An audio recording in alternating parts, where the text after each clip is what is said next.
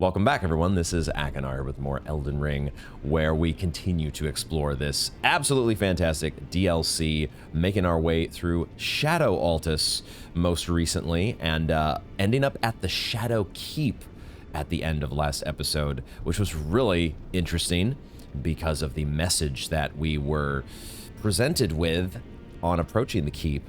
Somewhere a great rune has been broken, and also a powerful charm. Don't know exactly what to make of that, but we've got a little bit of housekeeping here to do that we will check in on a couple places regarding that. But yeah, last time was so much fun. I've really been enjoying Shadow Altus. We also did a little bit of backtracking in Bellarat, and we picked up these horny warrior swords, and I have upgraded these to a +9, and we of course now have this horn calling. pretty sweet ability to unleash on the unsuspecting denizens of the Shadow Realm. Looking forward to trying that out. And we also picked up this.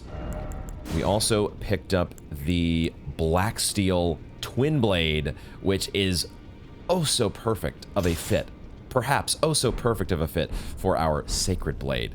And so what I have done is I've adjusted my build a little bit here to try some different talismans that we have not really, I've been kind of, you know, I've honed in as I always do on my favorites and kind of stuck with those, but we're going to venture out a little bit here, try to experiment with things that encourage more attacking or successive attacks, because that feels like that is the playstyle that they want you to focus in on when you're using a twin blade. So, Rotted Winged Insignia, the Godsquin.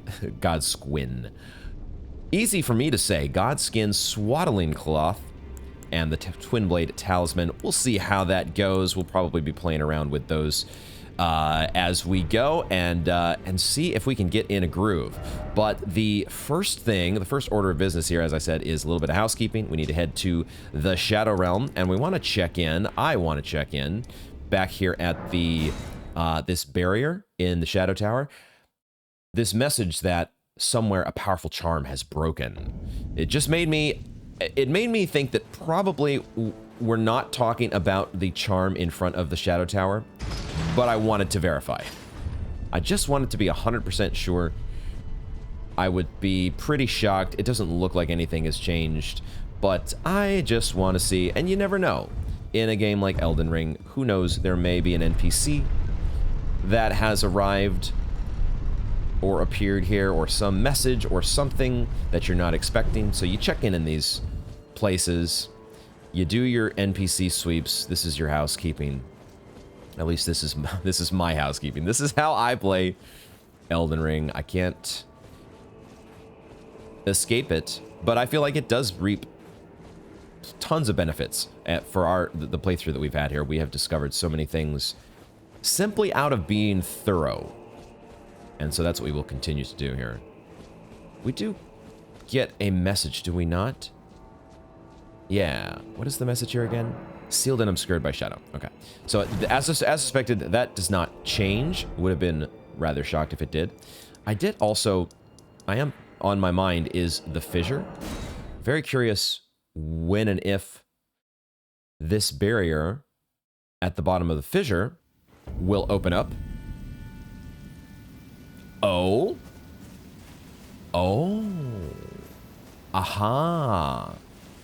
This did open up. I really was kind of on the fence. I thought, you know, this could be the situation or the effect that message, one of the things, the charm that has been broken, this could be one of them.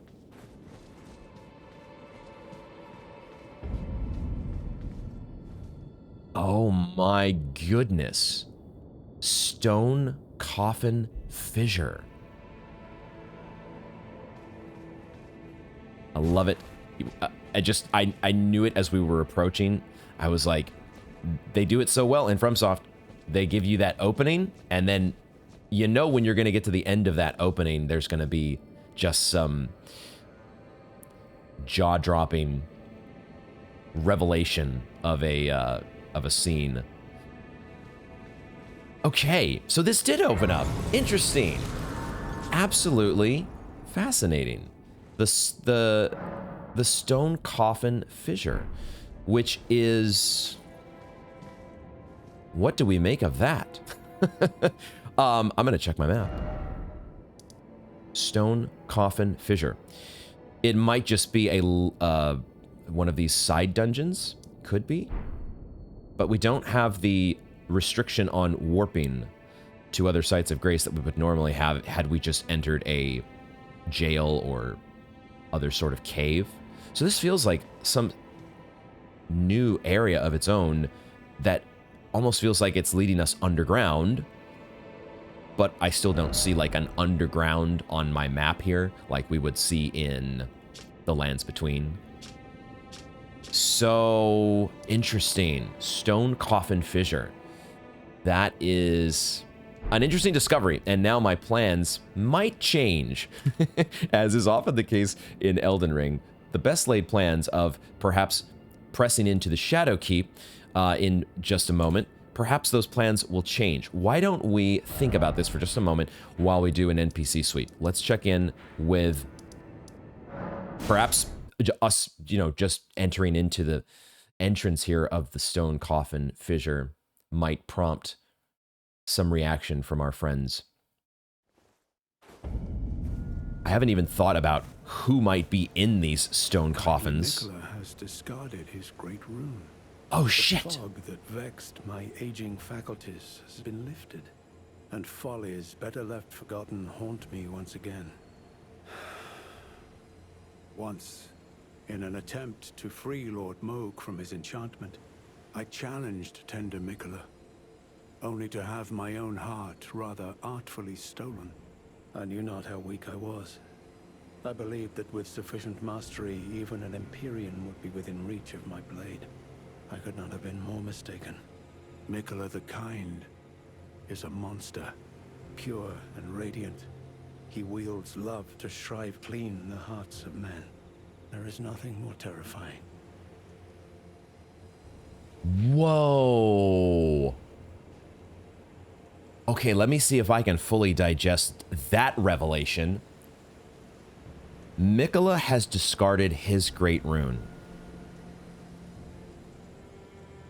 And that, as a result, has lifted the fog from Sir Ansbach. He now has memories that were clouded before. He did, of course, remember that he was in service of Lord Mohg, but I guess what he had forgotten or wasn't sure about is the fact that Mohg has also been captivated by Nicola, or had been captivated by Nicola.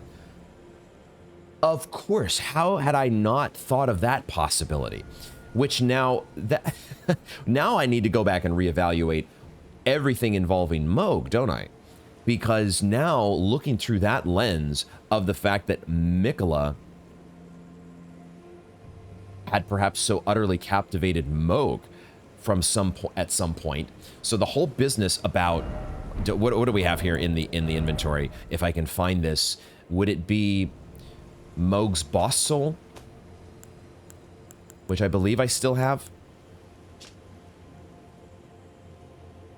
Yeah, wishing to raise Nicola to full godhood, Mohg wished to become his consort, taking the role of monarch. Now that feels like he wished to become his consort, not of his own volition. That there was actually Nicola's doing. Whoa. But no matter how much of his bloody bedchamber he tried to share, he received no response from the young Empyrean. That last line, though, does kind of... interesting. Okay, there's... So I'm not so sure, then. He received no response from the young Empyrean. That line makes it seem like Nicola really didn't want anything to do with Mohg. It's really unclear. But of course, we're getting another side to the picture here, which kind of makes sense based on what we've...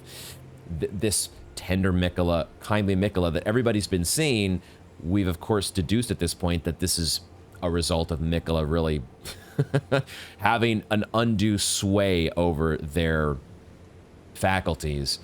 They're not saying it because they really mean it. It's really that Mikola, at some level, is some sort of monster, or at least that's how Ansbach views him. Righteous tarnished. Mikola the Kind makes my blood run cold. I am loath to admit it. But even at this very instant, I wish to run very far away indeed. That was the other part that Ansbach revealed just before. So because he saw that Mohg had been swayed by Mikola, he wished to break the spell by taking Mikola out. He wanted to do some murder, and he wasn't able to though because Mikola charmed him as well. What was that line he said about love? Love is... I don't think this is quite what he said. Something about love being the most cruel weapon, or... Oh, man. Wow. Wow. Righteous tarnished.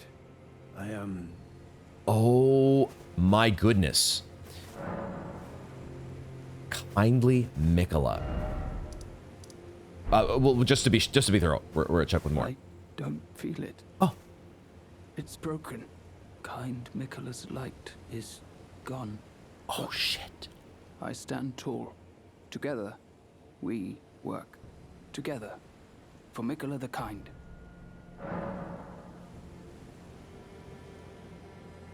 Of course, if the spell is broken on Ansbach, the spell is going to be broken on all of them. Except Moore still called him Mikola the Kind. So it's like Moore has this uncertainty of, oh, wait a second. Oh, I can kind of see things clearly now, except, well, maybe I still want to help Mikola out because that's just what we've been doing. I don't know what to do. Our mother abandoned her brood. She did not love us. We are her children. What should we do? Must we be sad forever? Wait, who the hell are you talking about? I don't know who he's talking about. His mother? And the mother of the brood? Wait, what? I don't exactly know who he's talking about, and now I'm being presented with a choice here. I'm going to choose the eventually you must put it behind you. You cannot, you definitely cannot remain sad forever. Sadness is part of the process, but you eventually have to move on. Maybe that's kindly Mikola's love. Love for all the unloved. Love to banish the pain. Okay, that one I'm definitely going to have to think about more, because I think about more. Who is he talking about? I like finding things for you, Lady Leda. There we go. We've moved on. And the forager brood. Things bring joy to all. Okay, good. I'm glad. I want the normal more back in action. Okay. He wasn't talking about Lady Leda, was he? That wasn't who he was on about there. What the hell? The spell has broken. Why has Mikola abandoned his great rune? Is the great rune like his remaining tie to the Erdtree and the Elden Ring? And he really, really just wants to completely divest himself of that? But at the same time, it seems as though the sway that he perhaps holds over his subjects or the people that are enthralled by him, that has loosened. So why would he do that? Oh, there you are. Good.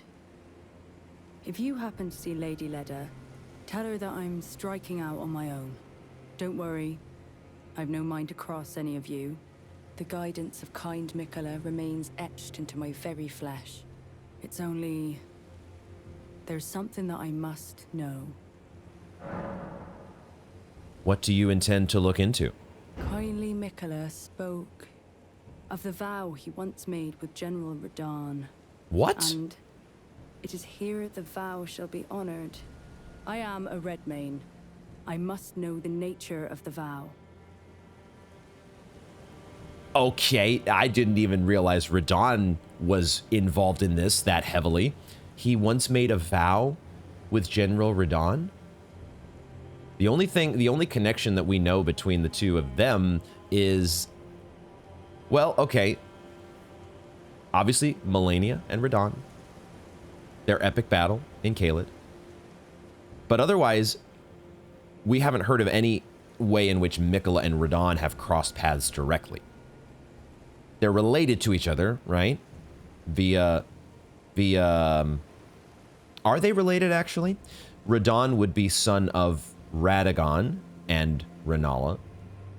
Miquella would be son of Radagon and Marika. I think I have that correct. And so they would be half-brothers. Okay. So it's not too inconceivable that they would have had... Who knows what the history of this place is.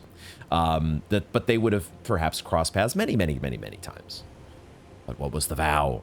I'll be out on my own for some time. There's something I must know. Oh, there's more. What if you become our enemy? There is no need for concern. I will be true to my word. Though I do feel a hint of regret. Lady Leda and Honorable Ansbach are of a special breed. How glorious it would have been had we met in battle as sworn enemies. Uh-oh. Uh-oh. That's some foreshadowing there, if you ask me. That's she's like, don't worry. Everything's gonna be fine. No. No. I know how these games... I know how... I know how my Dark Souls... I know how my Elden Ring works. I think we're gonna be... We're not gonna be friends in the future. I can just tell it. I'll be out on my own for some time. There's something I... Okay. Let's sit at the side of Grace. I should have done this with Ansbach. I think, though, she's probably going to Vamoose.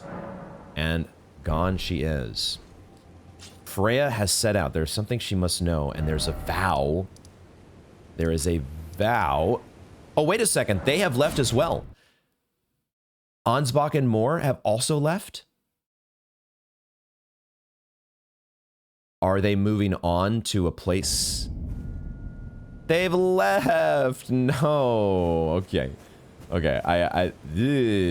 I'm sure we will see them again, right? Or perhaps they have just moved further into Shadow Altus. Okay, we're getting so much more progression to everything than I was expecting. This is... I almost want to go to each of the crosses just to check and see if, like, now have any of the group relocated to one of the Miquella crosses.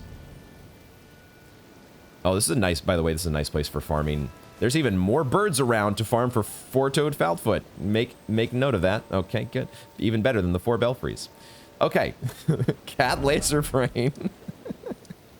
Okay, it's the important things in life. Making sure that your greed, since you totally don't have enough runes sitting around in your bags, you definitely got to get all those bonus runes at the end of boss fights. Very, very important priority. Tialier. Oh, are you not affected? Even with the spell broken, I'm feeling rather lost. Haunted by memories of St. Trina. Her visage, her sen, the lore of velvety sleep.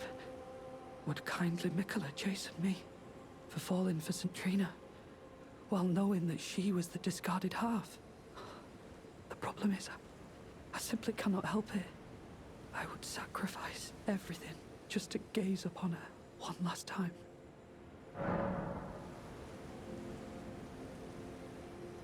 The discarded half. I keep going back. I keep thinking the fact that we've got the Erdtree and the Shadow Tree. The lands between and the Shadow Realm. Although that line has blurred a little bit after the monument at the Suppressing Tower saying that that's the very center of the lands between. I'm still trying to figure that one out. But then you've got this kindly Miquella with this golden aura. And then the discarded half, St. Trina. The shadowy, velvety purple sleep. yin and yang. This, these dueling, opposing yet synergistic forces? Question mark?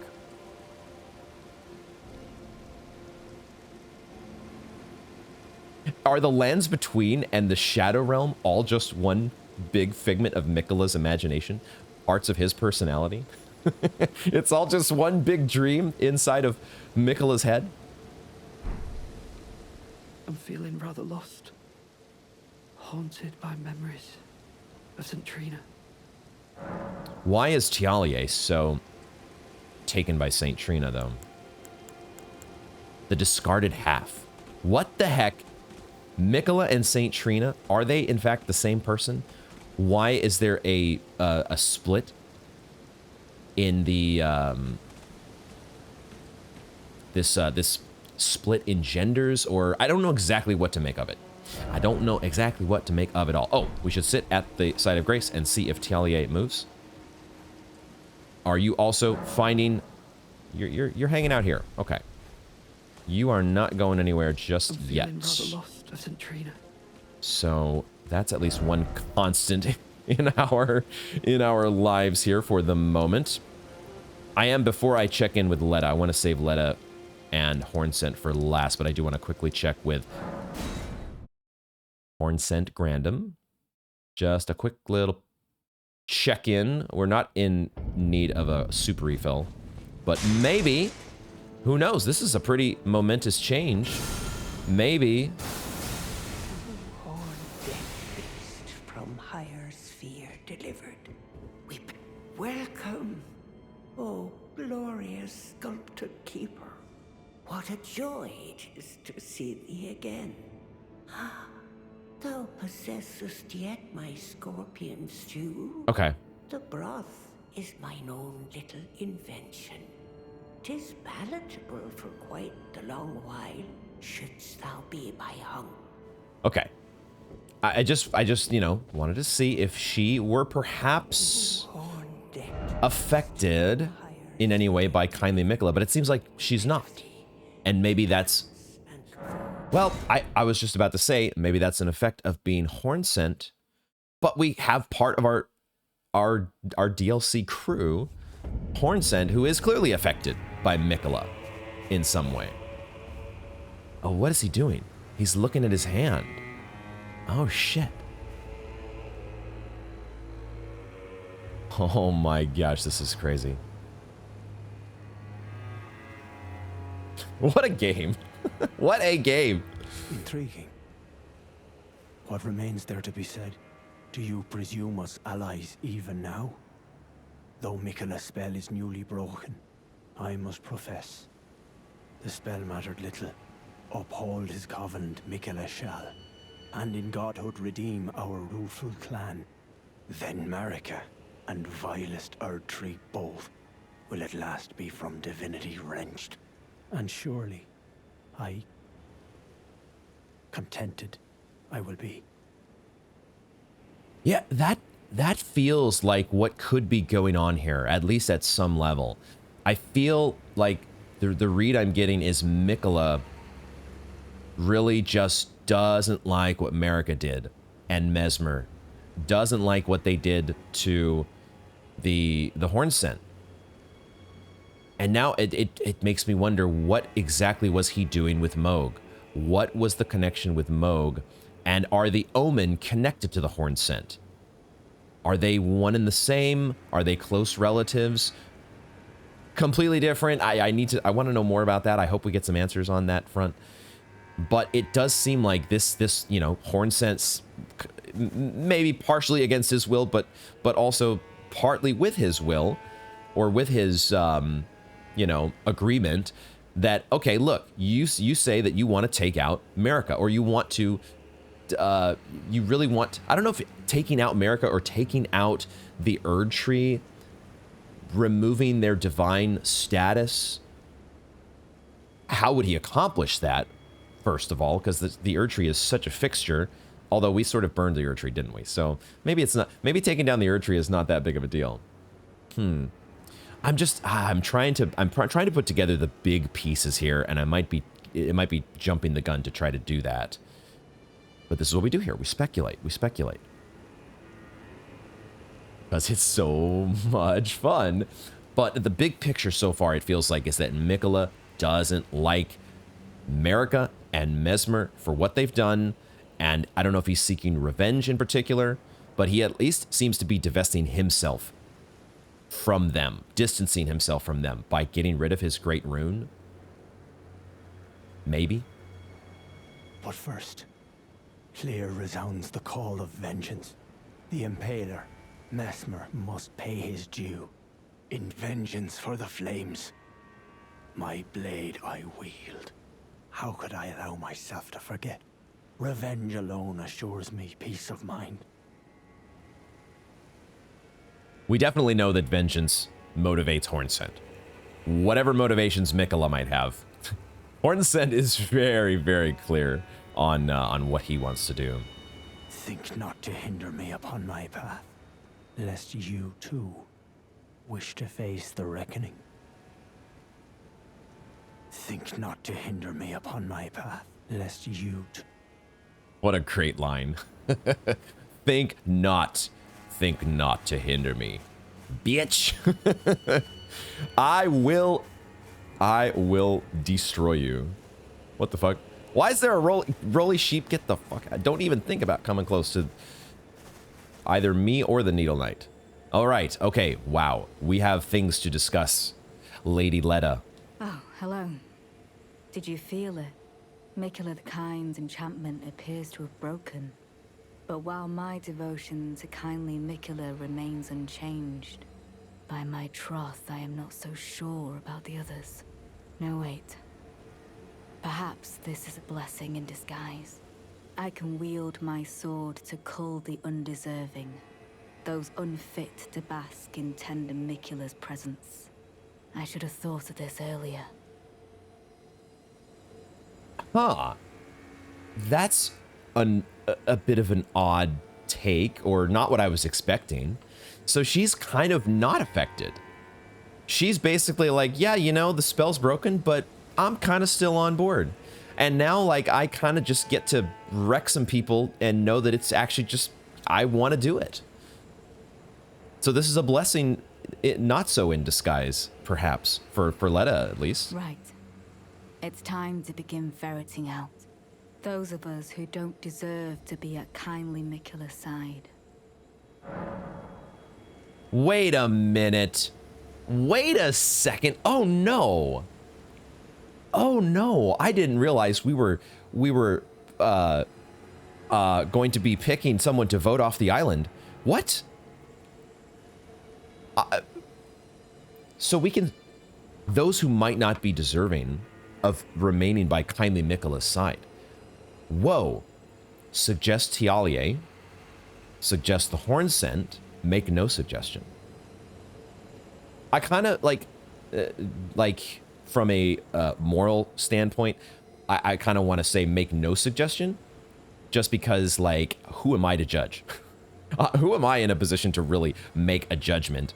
There's always, you know, you don't know exactly what's going on with everybody's different situation, and you seeking to pronounce judgment over no, this person we definitely need to kick out.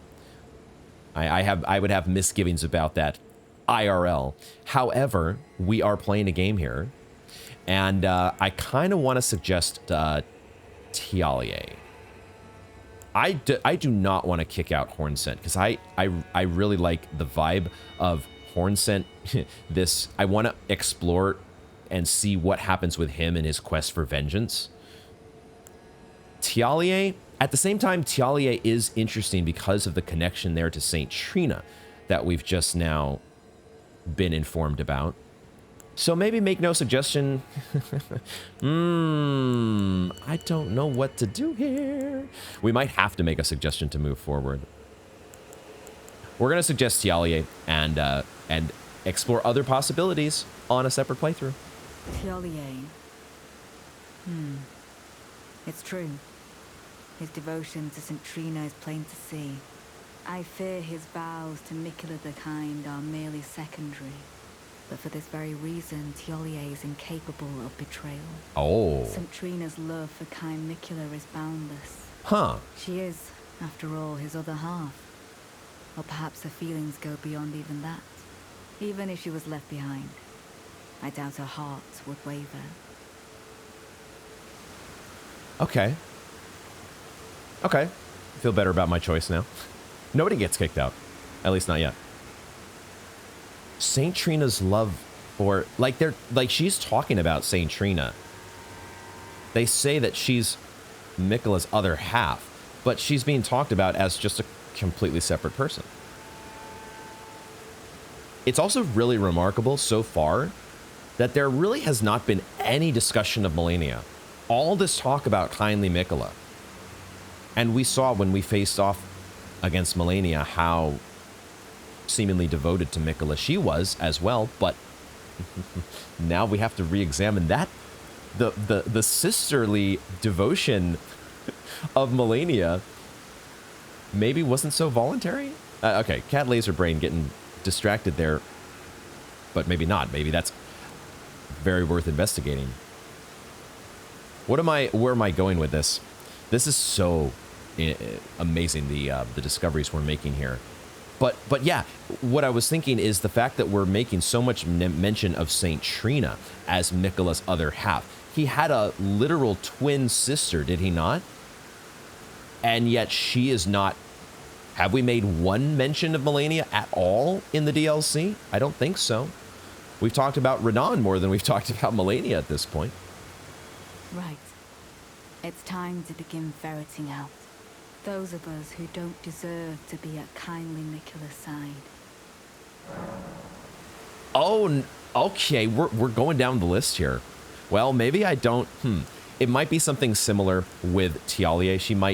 We might suggest the Hornsent, and she's going to be like, well, okay, but, you know, the Hornsent is pretty adamant at getting revenge against Mesmer, which is kind of what Miquella wants. So he's on our side too. So let's see what she says. The Hornsent. On one hand, he trusts Miquella the Kind to bring salvation to his people. With the enchantment lifted, his vengeful passions may once again ignite. But surely he'd be mindful of kindly Miquella's promise. On the other hand, the Hornsent does present his own dangers. Perhaps your concerns are well-founded after all. Allow me some time to mull it over. Oh boy, oh no. I hope we haven't gotten Hornsent in trouble all of a sudden, because I kind of like him. Allow me some time to mull it over. Oh, okay, all right. You know, okay, we'll trust Leda, maybe, I don't know. You know, with all this mind control stuff, kindly Miquella, who knows exactly who all you can trust, who all is actually worthy of that consideration. Especially the ones you know you definitely can't trust are the roly-poly sheep. Get out of here. Ah, there you are. It took me long enough, I know. But I've made my decision. Uh-oh. I believe it wisest to eliminate No! the Hornsent. Oh no! If he were to point his blade at Sir Mesmer or Queen Marika, perhaps it would not matter. But vengeance changes a man. Oh And no. one day, his blade may turn towards Miquella the Kind. Dang it. Kindly Miquella is, after all, the true golden child. Even if he discards every last drop of his being, his lineage will always remain. The true golden child. What does that mean? The true golden child. Who are the imposter golden children? Oh shit though. Okay. We've done what we've done. What's done is done. We might have gotten Hornsent into trouble with Leda, but it is what it is. I believe the Hornsent suspects what I have in mind. He never placed his full trust in me. even under the effect of kindly Mikula's spell. You must have recognized something. The scent of the killer that slept within me. The stench of crusted blood. The stench of crusted blood. The killer. Leda. Yeah. Yeah. I can see Leda probably doesn't fuck around. I will follow the Hornsent. To have his revenge on Sir Mesmer, there is only one place he will go. The Black Keep. The Black Keep. Oh, stuff is happening. Stuff is happening. Holy shit, this is so cool. I will follow the Hornsent. To have his revenge on the Black Keep. Okay, and I think now finally, Leda is going to depart. I think finally we have reached that point. Oh, maybe not. Maybe not. I will follow the Hornsent. Okay. She's going to be departing, I think, eventually. She's going to be heading in that direction. So we've opened up a path into the stone coffin fissure, but I think we are going to delay or wait on that. That will be something for another time. Gosh, I have another thing on my housekeeping that I was going to check, but this NPC sweep has been so amazing, and I cannot. We're gonna do one more check-in with Tialie here just to be sure, but I feel like there's nothing that's going to be different with him, and then I think it's time to get into the Shadow Keep.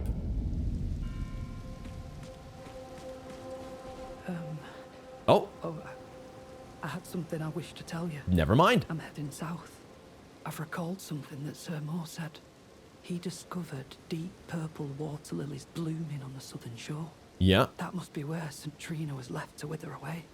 Okay. Okay, so there's something new with Tialie as well. Do we want to buy anything before you leave? Although we might be able to find you. I guess you have... Oh, you do have another one of these perfume weapons. I think we're gonna catch up with you eventually. So I'm not... Oh, and you sell more of the... Oh, this is just something... Oh, what the hell? So this is... You gave us one of these, but you also sell it infinitely for 30k. So this is not some extra special quest item kind of thing. I know it wasn't a quest item or a key item, but I thought that it was some... okay, this is not as... It's not a limited quantity item. So this is just for us committing Sudoku? So we can easily... Is this just a quick and easy way to get out of... to get out of your Dragon Priestess outfit? Or your Lamenter's outfit? Maybe it does have, though, some... It's tied to St. Trina. Tialie thought of St. Trina's sleep when he created this, but the ebony sleep he concocted had not the sweetness of nectar nor the gentleness of rest's embrace. It's possible that this could still have... It could send us into some dream sleep or something if we're in the right location. So it's got to have something like that, right? Like, because it doesn't... In a game like Elden Ring, like it would make... It makes a little more sense in Sekiro when shadows can die twice. It makes a little more sense to have that kind of an item where you intentionally inflict upon yourself a death for whatever reason, but not so much in Elden Ring. I feel like there's got to be something that's more story related. I'm heading south to the shore Sir Moore mentioned. Yeah. Okay. I want to see if we can find you there. So let's rest. And you're out of here. And I want to go then back to this cross that we were just at a moment ago. This is the most logical place to me that you would end up at one of the other crosses. Yes? No? Yes? No? Actually, it looks like a no. Okay. Could you be at the fissure, perhaps? Like, maybe he has made his way down into the fissure. Let's just poke around a little bit here to make sure that he's not, like, nearby. And I'm just overlooking him, but I don't see Tialie here. So let's check both of these places. it might be that I need to do some backtracking in the coast in order to find him. But I would like to just check these. We could check a couple other spots in the coast.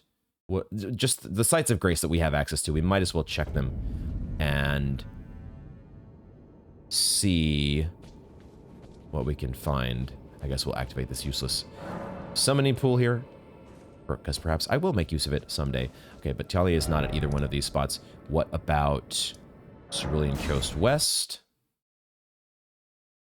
And if he's not here at any of the sites of grace, then I will do some more thorough backtracking for our friend, perhaps off camera. But this is really absolutely the amount of, there's going to be so many notes, so much dialogue to take note of. I'm really fascinated by the revelation from Sir Ansbach telling us about the fact that Moog was also under the spell of Kindly Mikola. That changes, I don't know if it changes everything, but that makes, that really puts such a different spin on things. You know what we are going to check real quickly is we are going to look, we're going to go to this forager brood here that was curled up in a ball. It's possible, is that the mother that Moore was talking about? Is that who he was talking about with that bit of dialogue? Could he have relocated over here to the forager brood that wasn't feeling so hot? If I can find the location once again, you're still over here and there is no more to be found. What are we gonna do about you? I don't understand. I don't get it. I don't understand. Okay. All right. With that out of the way, I think the next step is to proceed into the Shadow Keep. This has been just, there's so much information to digest, and it makes perfect sense for us to turn our focus now to the Shadow Keep and see if we can perhaps find Hornsent. It feels like both Hornsent and the Needle Knight are going to be crossing paths here now. Maybe we're to blame for suggesting Hornsent. I don't know. The one other change that I wanted to make here is the fact that we're going with this Twin Blade build. I kind of wanted to try... Oh, I forget that Morgoth's Great Rune just greatly raises maximum HP. That wouldn't be the worst rune to use either, would it?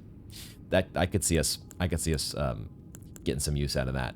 But what I was thinking was this Melania's Great Rune could be of use. If we're going to try to be more aggressive with our attacks and really just lay into the enemy with our Sacred Twin Blade, then maybe we might decide to implement some Bloodborne-style rally gameplay, which, you know, honestly, I was never that great at. It was one part of Bloodborne that I never quite got into in terms of being great at just being super aggressive. Wait a second, this is a boss fight? Freya's here. Freya has appeared as a summon. Oh, there's another summon. And Hornsent is here as well? What the fuck? Oh, okay. I did not realize this was going to be a boss. Were we just like inches away from walking into a boss fight? I mean, I feel like is this not the same enemy that we faced once before, or is it a much bigger version of that enemy that was out in the Charo's Hidden Grave? Okay, I didn't realize we were walking into a boss fight here. Well, we're gonna bring in Hornsent, if nothing else, to do what we've been doing and embrace a little bit of the flavor, and at least give a preview of the abilities and or see exactly what each of the members of the DLC crew has to offer in combat. That feels like a reasonable thing to do. And so we will give you a trickle heal. As I have reapplied, you might have noticed I've re-equipped my trickle shield if I'm going to be two-handing a twin blade and not actually blocking with a shield. It's a golden hippopotamus. I rolled. I rolled.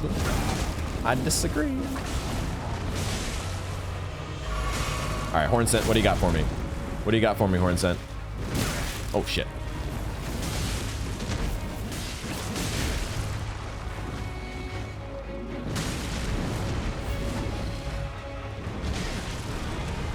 It's not quite katanas that he's using. Dude, that is a tough one to avoid.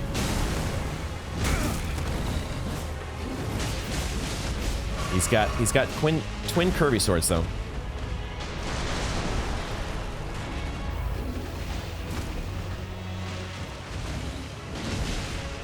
It's been a little difficult to get a look at him. Wait a second, what is he doing?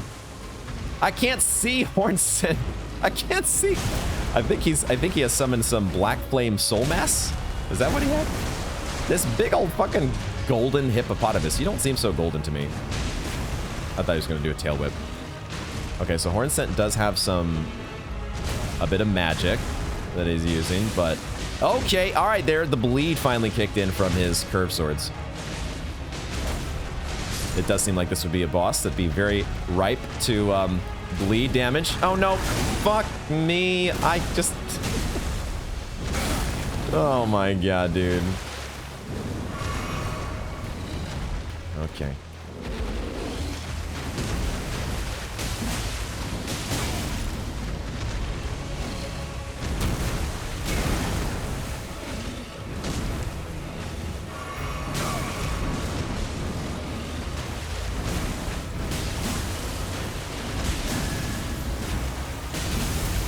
Whoa, wait a second.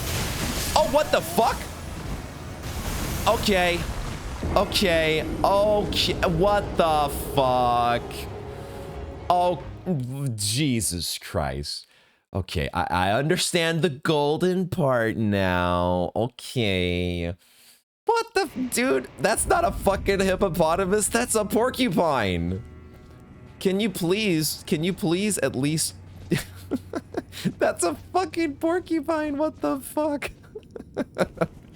Oh my god. Okay, we at least finally got a little bit of healing, I think, from our Godskin Swaddling Cloth, and I did not have to do too many consecutive attacks, I don't think, to get that effect. So that's nice. Let's give ourselves some freebies here. And I will try to do my favorite. My favorite, Scarlet Rot. I wonder if Scarlet Rot would actually help us. Could we actually, like the move where he tries to swallow us, could we actually avoid that by using Scarlet Rot?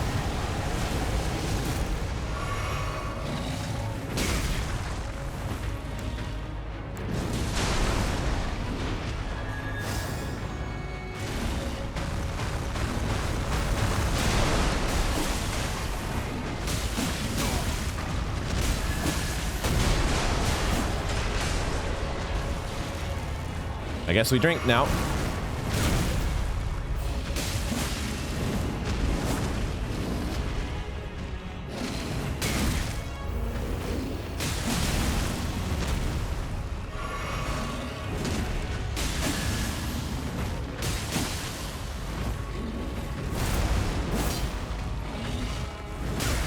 No, I disagree. I disagree with that hitbox. What is that?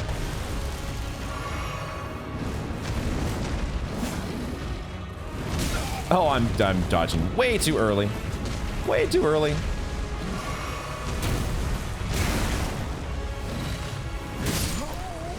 The double head stomp, head butt, whatever business. We've got a... We did not even give him the Scarlet Rot there, did we? So, okay. I love the idea of poisoning the enemy at the beginning of the fight and letting that letting that damage just trickle in over time. I'm perhaps too wedded to that particular style of play. And we'll try not to hold on to it too stubbornly here, like we did against the dancing lion. But let's see if we can find the openings, the correct openings to.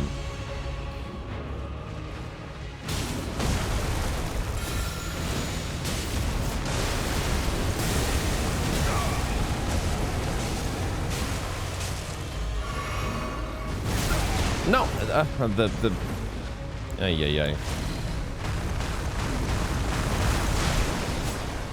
That needed to be a,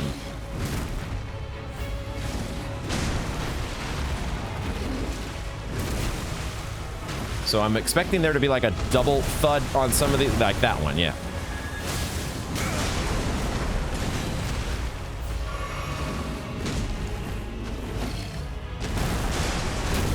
So that one's a double. Too late. So I'm trying to count the stomps. How many stomps does he do?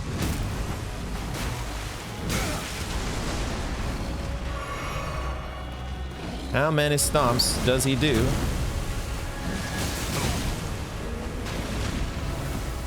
Here comes the golden shit. Here comes the golden business. Oh, it's like, oh, I see they're like needles falling from the sky. Okay. This is fucking porcupine, dude. What the fuck is this shit?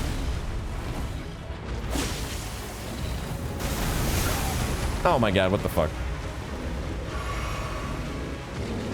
This thing looks so fucking ridiculous.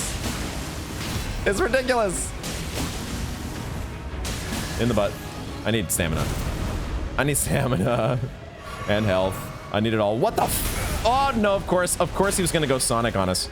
Of course he was gonna do a fucking roly-poly Sonic move. No! Have not drank my Flask of Wonders Physic. Oh, I see.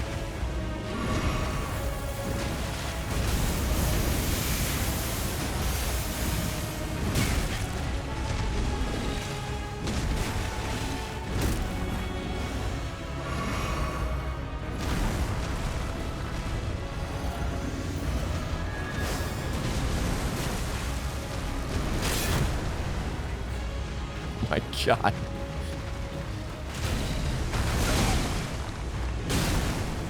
That move right there, man. Can I just run away from that move? That would be nice. That would certainly be nice. I need to get myself more healing flasks. We're not really using much FP at the moment. Okay, get him down to third of his health left. So, okay. Jesus. Golden Hippopotamus. What? How does this even make any sense? Like, I mean, how does any boss in Elden Ring ever make sense? I just, like, we got such a big, like, you know, massive lore reveal with all of all the different reveals and getting the backdrop added for each of these characters. And then the Golden Hippopotamus getting thrown from story mode into what the fuck is this boss mode? Let's do yeah, let's do better. Let's do better. I don't know if this Twin Blade is gonna cut it against this boss though, man. I don't know. It's a new weapon. Okay, we'll try and stick with it. We will try and I think we can go 13-1 here. I feel like that's, I might not even need the 1. Might not even need it here. But we'll see. We'll see how it goes. Do I like the Black Flames protection? I guess. Not sure. Undecided.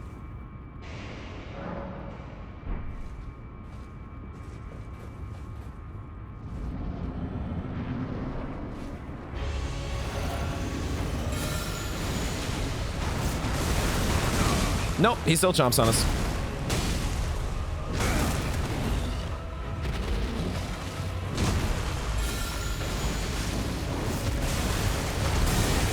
Yeah, that is nice when there's a boss that has like a sideways hitbox. What am I? Not a sideways hitbox, but like you can get to the side and avoid his hits.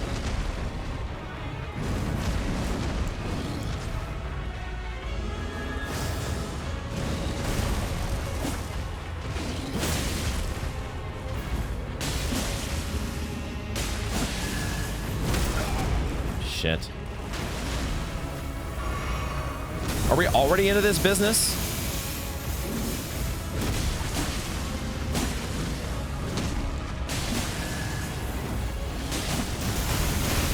Oh, what is... I don't even know what's going on there. Yeah, this one we can run over here.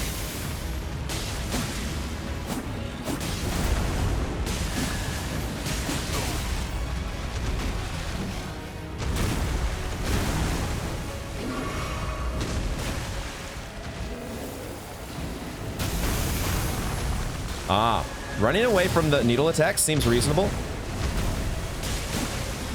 Stamina. Damn it. That was pretty good. That was good. We were being actually pretty aggressive there. Pretty aggressive. It kind of makes me... It kind of tempts me into using a Great Rune here, or a Rune Arc, and trying out this Melania's Great Rune. But it's a rally effect, right? So we would need to get right back in there after we've taken damage. And I'm not sure that's the way I want to go. I'm liking this build, though, so far. I am... What I think I want to do is just go a little bit more damage. If we are outputting more damage right at the start, we might be able to just burn him down. We were getting them pretty low there, so let's change our flask. More stamina is good, but let's see what happens with increased holy damage here. Let's just see. I'm going to take off. We're not going to use the fist or the hand-to-hand art for this, so let's just give ourselves the two options. We can do this.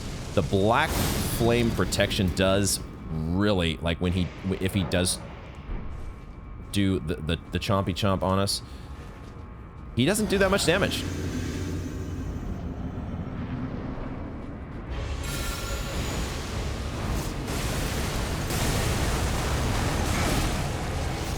At least we're gonna I said at least we're gonna get you rotted, but not so much. Never mind. Does he get like iframes or something?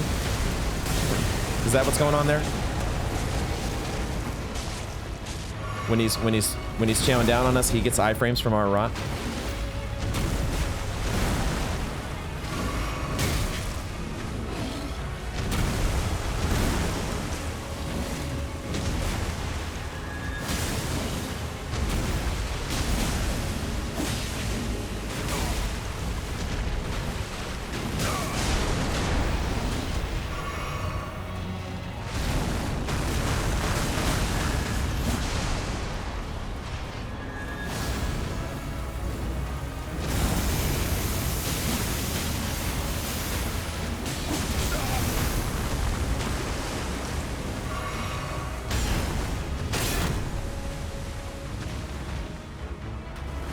That was supposed to be a drink.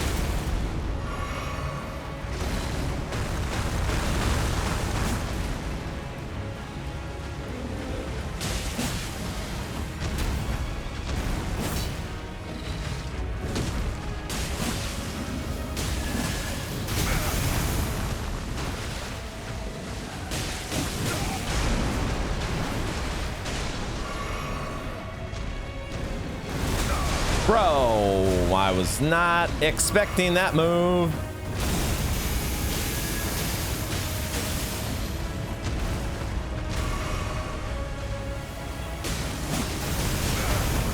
Shit!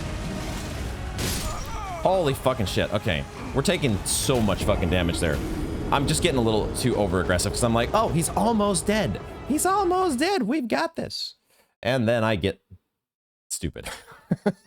It's classic Souls boss breaking what is working, what is obviously doing good stuff, and then going for something else. But this boss definitely feels doable. We can do this. We just need to be smart. Just be not a dingus. Be not a feared or a dingus.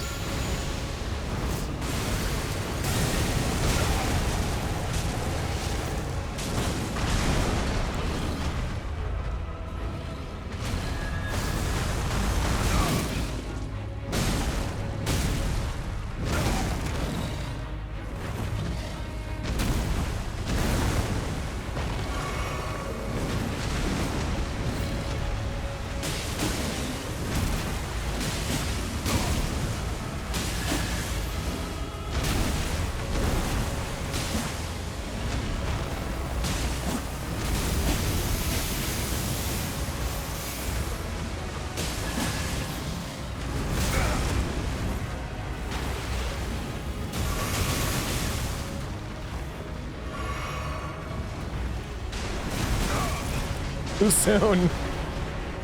The fucking delay, man.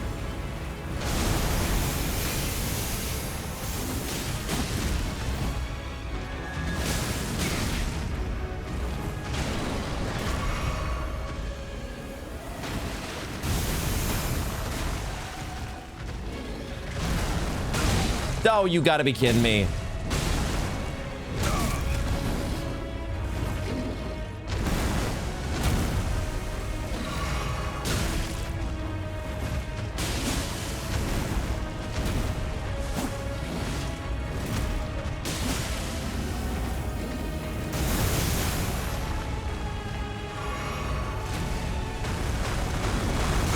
Bro, how am I supposed to fucking dodge that?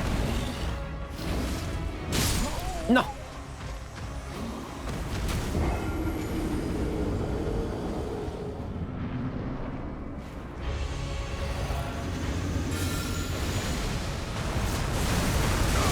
Why do I do it?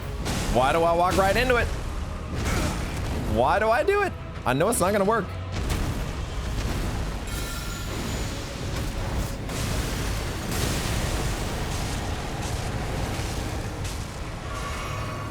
Okay, now, I equipped this swarm of flies, so I wanted to see if maybe blood loss.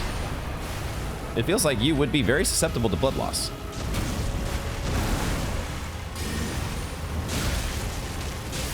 Oh, you are. Oh my gosh, you are very susceptible. You are extremely susceptible to blood loss.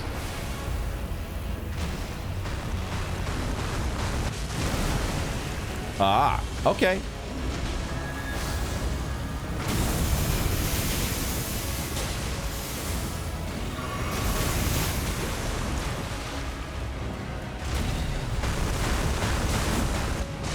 Honestly, running around to this guy's side is a pretty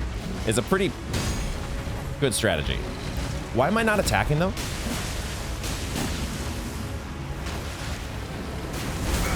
Shit, the delay on that.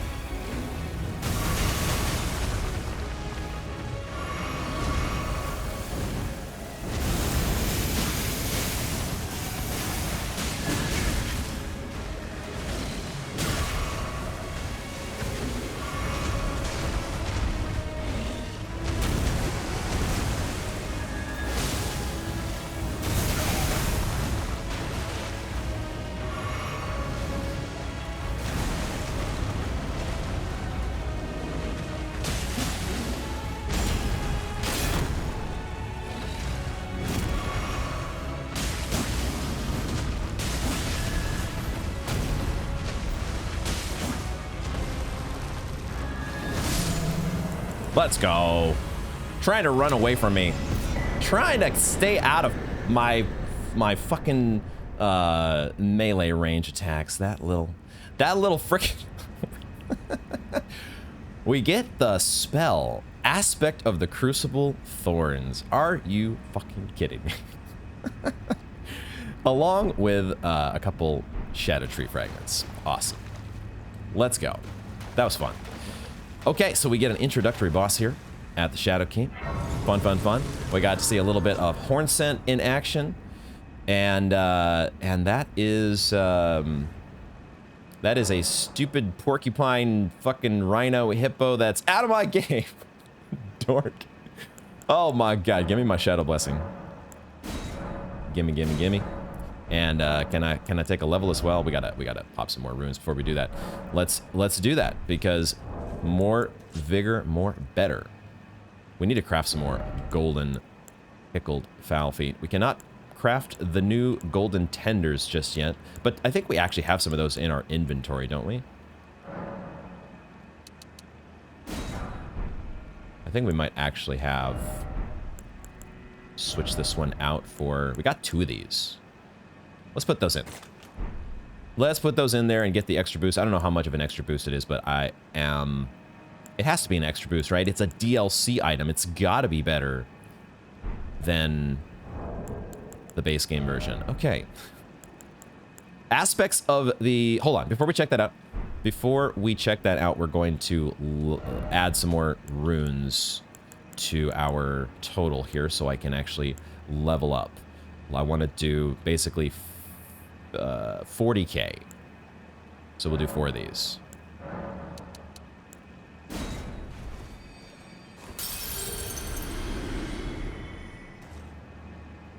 Good, good, good. That boss definitely didn't have nearly as much health. Although I think we're dealing a pretty decent amount of damage with this build. So I'm kind of liking it so far. We did that the little bit of blood loss there as well, which was cool. Maybe I'll leave this on here just in case we run into more blood susceptible enemies. But yeah, let's check out. Oh, that's what we need to do. That is what we... okay, I take it back. Swarm of flies...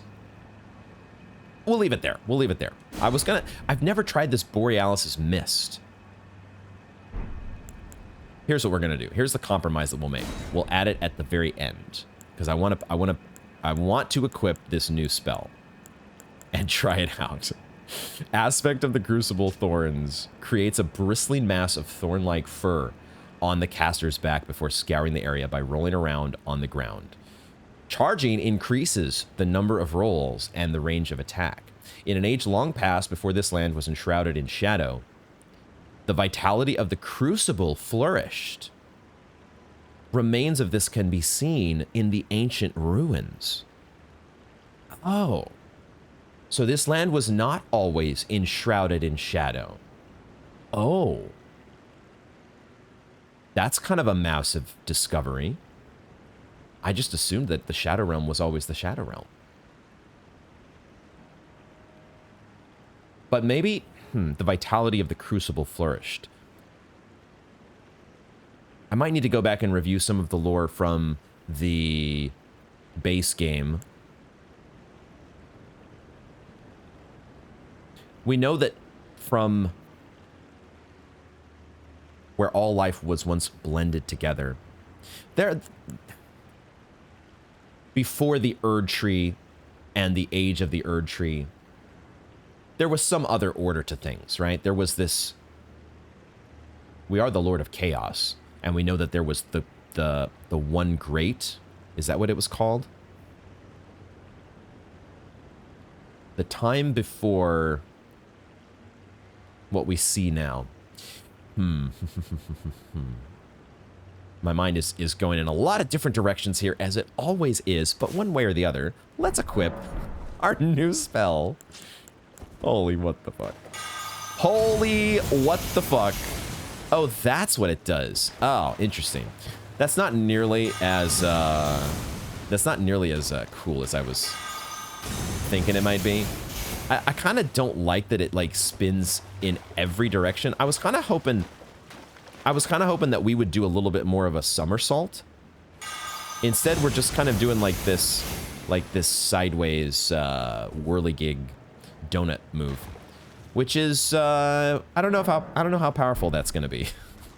We have to we'll see about that one. I do want to keep rolling with this twin blade though. The twin blade is a ton of fun so far. And the fact that we are really synergizing with the Sacred Blade and enchanting the... I actually kind of want to check. What is the sheet damage that we're getting here with this? We're at 1146 without Sacred Blade. We throw on Sacred Blade, and that goes up to 1304. Now, we have been upgrading our Shadow Tree blessing, and so that's probably responding to that. If we sort our weapons by attack power, the Twin Blade is still like number 6. It still doesn't rank quite up with the heavy hitters up here, but it's not bad. It's not bad. And we could make it a plus 25 as well. If I wasn't so greedy with my stupid smithing stones. Maybe we should just do that. We'll find out here. I'm gonna give myself a couple more flasks as we now explore. It looks like there's a door though on this other side that maybe opens from the other side. As that has the feel of a door that would open from the other side. Let's go 11-3. And pick up our 0 runes. Very important.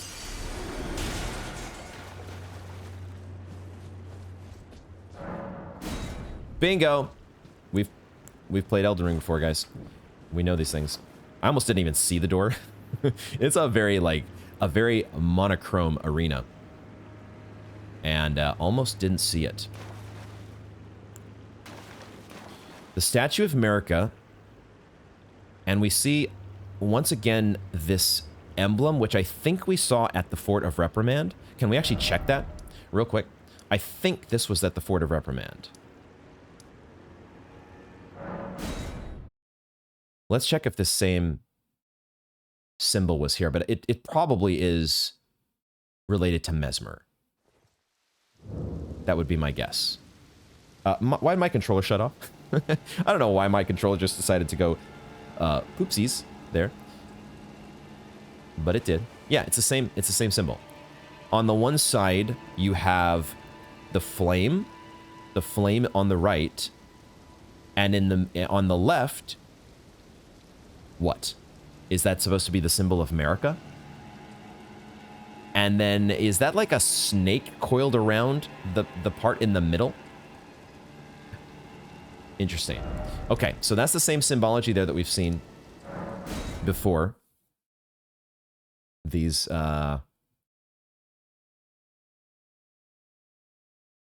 we fought a couple different omen killers at that Fort of Reprimand, notably.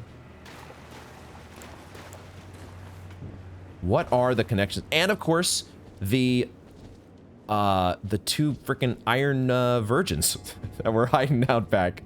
What do we make of it all? Is this a Black Knight? I think this is a Black Knight.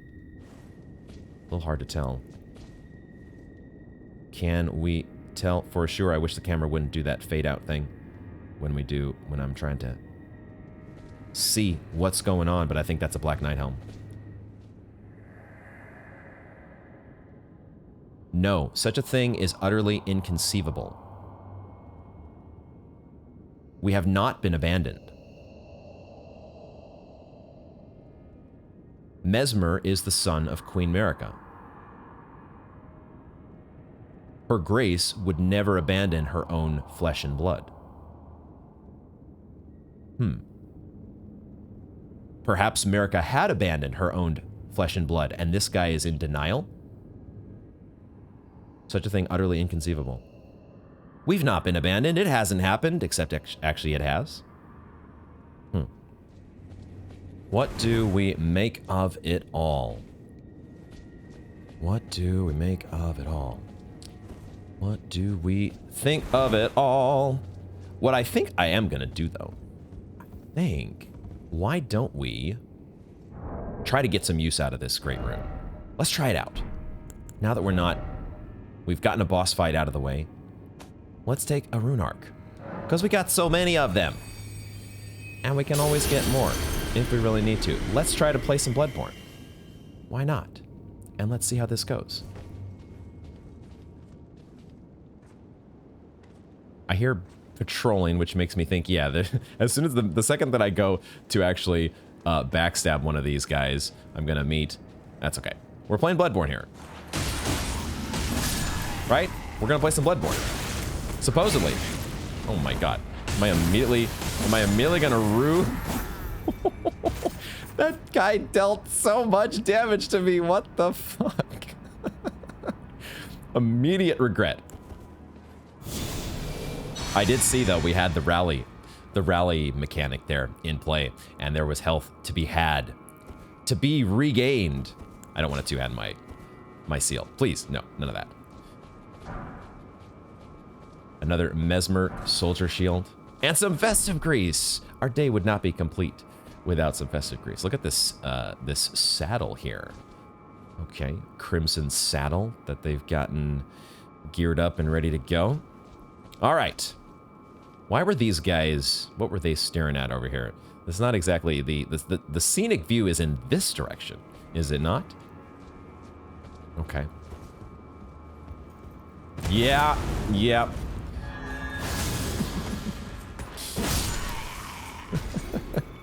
Too many times have I walked around a obstructed the obstructed view of a corner in Elden Ring. Too many times have I done this shit.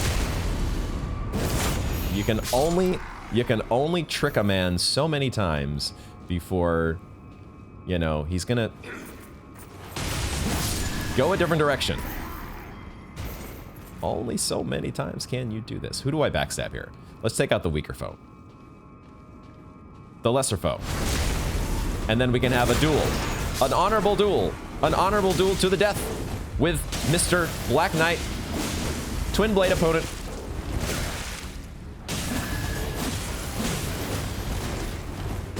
I don't know how we're not getting hit right now. I don't know how we're not getting hit right now. No. Oh, okay, so it doesn't quite work like Bloodborne, where you can just keep infinitely getting all of the rally back that you want while their corpse is still falling to the ground. Okay, but that's all right. That's all right. Blessed Bone Shard. Whew. Okay, the Twin Blade, the one drawback of the Twin Blade is that it doesn't quite stagger fools the way that you would want it to. Oh, this is where we came in, isn't it? Okay. Okay, they were watching us as we made our way inside. But look at the blood. This part of Bloodborne is definitely here. The blood splatter everywhere. What's this new weapon that we picked up? A main, is it gauche? Is that the word?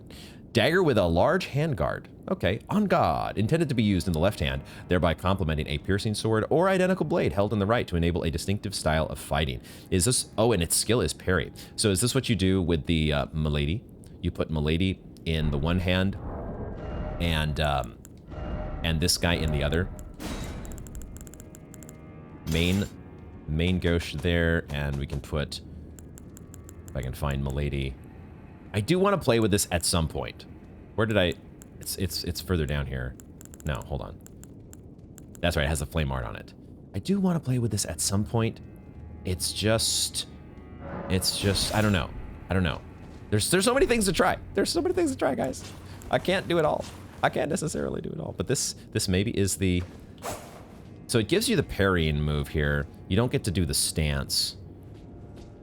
You'd have to two-hand the Milady and then, I don't know. I don't know if those two are supposed to go together. It's whatever. We're sticking with our Twin Blade for now. Twin Blade. Show me the way. Light the way. And give me more trickle heal. Can never have too much. Can never have too much trickle heal. Apparently just skipped right over this. 6 smithing stones, level 1. Okay. Well, you know, with all these different options that you're picking up, you've got to be able to, I don't know what the ragdolling was going on here. You got to be able to upgrade the new weapons that you pick up. Am I going out into this courtyard? There's another minor Erdtree out here, as well as some shadow folks. Why do I get the sense that I would be invaded by Queeline here? Why does that feel like... It feels like just like that spot in Bellarat, where the shadow folks were gathered around that withered tree. And, yeah, I don't know. I don't know.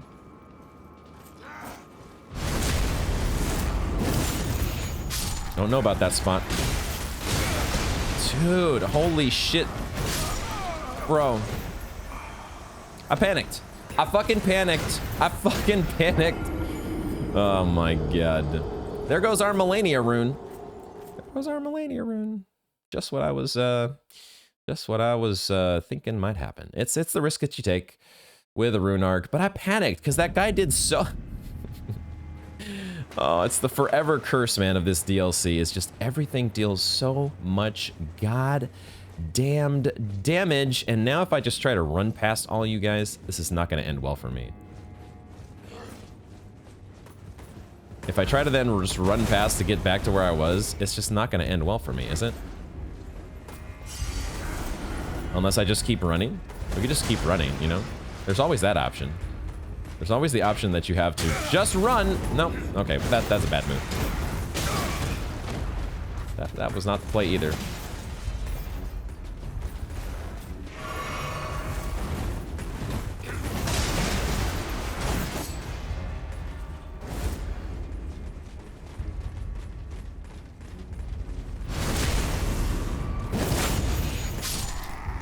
I guess we're jumping out in the courtyard, guys.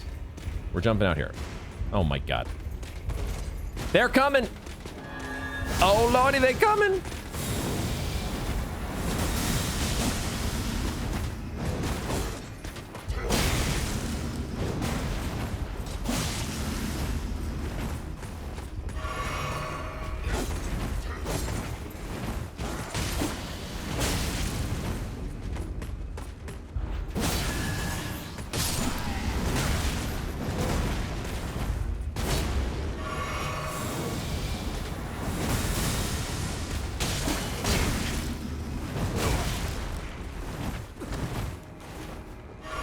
It would have been so fitting if that dinky little... If that dinky little Shadow Hollow had been the one to finish us off there. That would have been so fitting.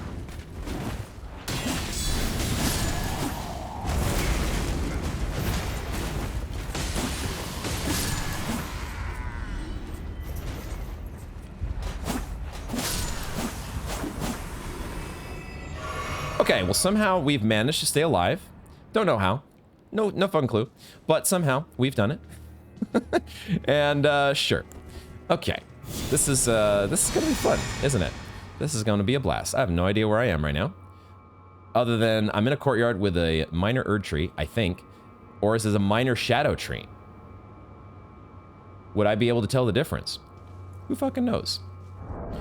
Who freaking knows at this point? Oh my god, oh my god, oh my god. Let's get, is it better to get more mana here, I think. I don't know. I don't freaking know, guys. All I know is I need my heart rate to calm down. For fuck's sake. I need my heart rate to take a moment. Breathe. Deep breaths.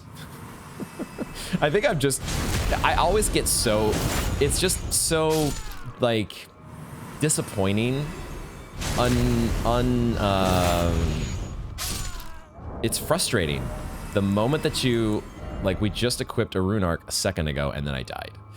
I just can't help. I can't help it. I'm only human, but the frustration of that feeling is like, no, we got no use out of that rune arc. That was so sad. We do, however, pick up a Talisman of Lord's Bestowal. I did read that correctly. Increases poise after using a Flask of Tears. Oh, it is Godfrey. I thought in the artwork there, I was like, that kind of looks like Godfrey. Sure enough. The first Elden Lord, receiving the precious sap. The Lord accepted the sap stoically, without any sign of wavering. No wonder Lord of the Erdtree casts a long shadow over the lands. We've made note of the fact that the Mesmer soldiers here are fond of using the Horlo Stomp. They got the Crucible Knight, aka Godfrey, aka Horlo. Stompy Stomp. Oh, did I just de-equipped my... Never mind. I just de-equipped my little talisman. That gets me my critical hit value. Why did I do that? I don't know. So, is that actually a good thing for us to wear? Just increase poise after using a flask? Huh. Should we try it? Why don't we try it? Let's see how it goes. You never know. These guys are not particularly susceptible to sacred.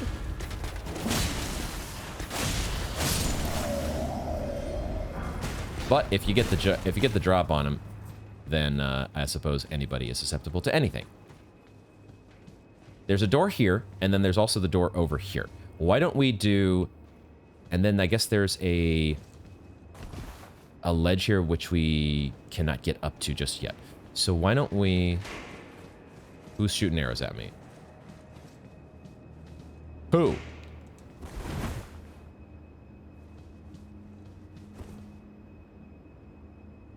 I don't know who's shooting arrows at me, but okay. We're gonna go in here first. Give me my lantern. We are now above... Oh, okay, we're back above the room that we came in. And some very important Smithy Stone 8. Okay, cool.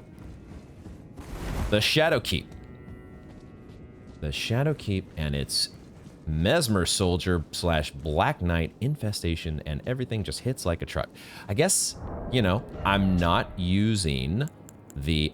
having switched builds here, I'm not using the physical damage reduction talisman. So that's a thing to stay aware of.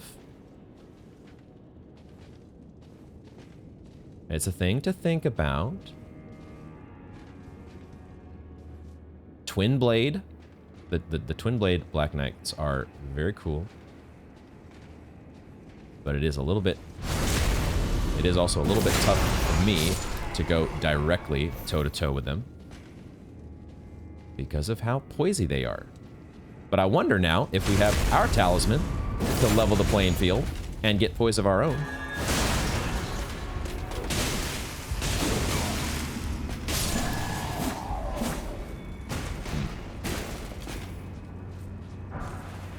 It's always the problem, the reason why I don't necessarily gravitate to builds like this, and why I just tend to go with more conventional builds.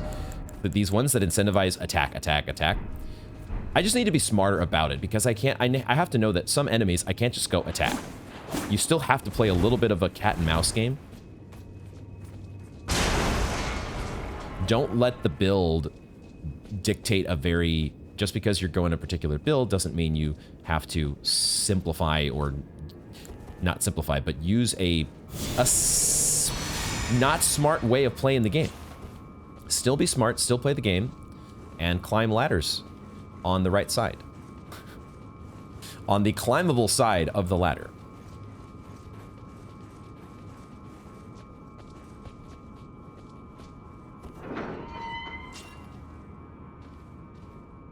We have the ability to summon. Oh, we came in this room before, didn't we? We came in this room, and now we've opened the door from the other side, so that's cool. Shit! I'm trying... God damn it. I want to summon. I want to summon either Marionette Soldiers or Black Flame Monk. I think we're doing Marionette Soldiers because I can actually summon them. I have the juice.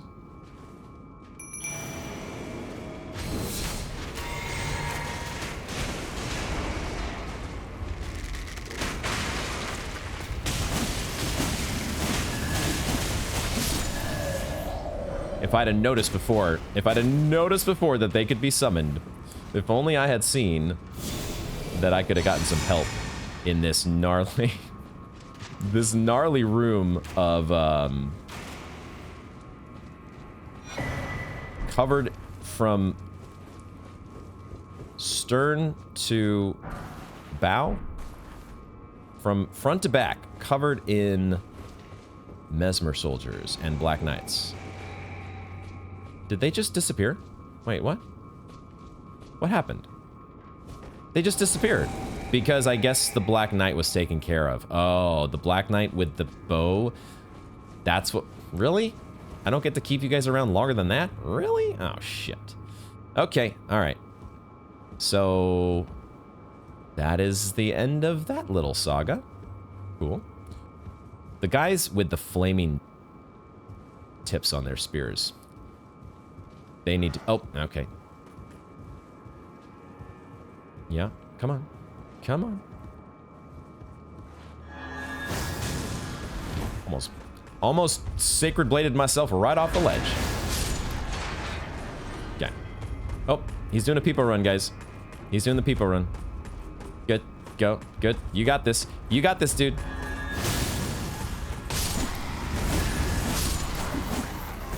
You got this, dude. Just, yep. Mm-hmm. Yep. Got him. I'm not the only smart one around here. I've met my intellectual match.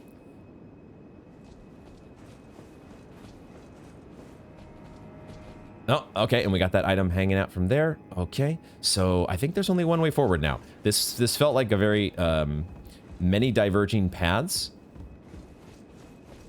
at first, and now all of a sudden those diverging paths have coalesced into one. Good, good, good. I suppose another thing to think about here is the fact that I am wearing these, like I've got this Fashion Souls setup, but I do have these Rotten Duelist Greaves, which do attract a slight bit of attention.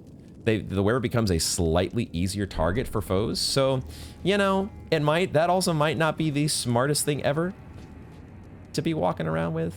Something to think about. Dude, these torches look sick. These torches look awesome.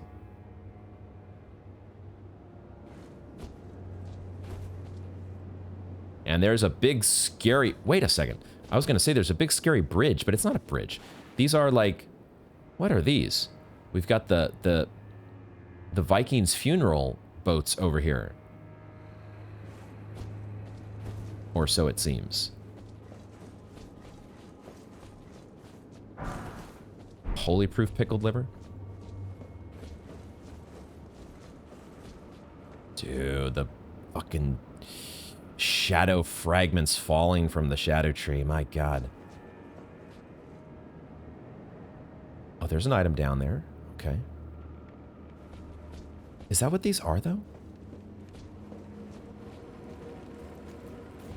No, why are there vulgar militia here? What the fuck?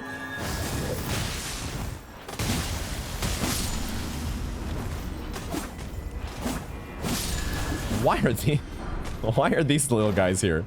Not just vulgar militia, they are shadow militiamen. Okay, we'll check those out in a minute. Where else are they hiding? There you are. Get over here. Get your butt over here.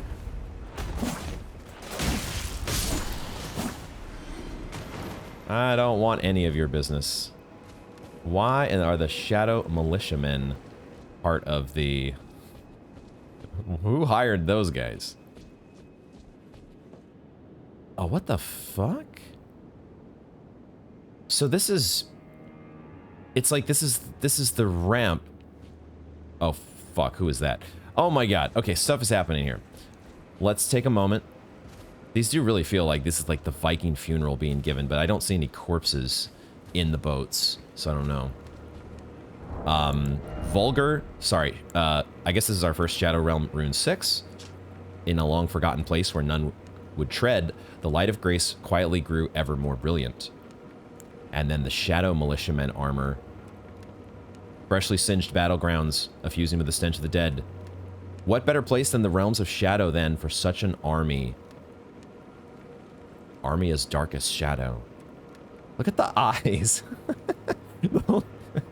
we gotta take a look at that and see what that looks like here.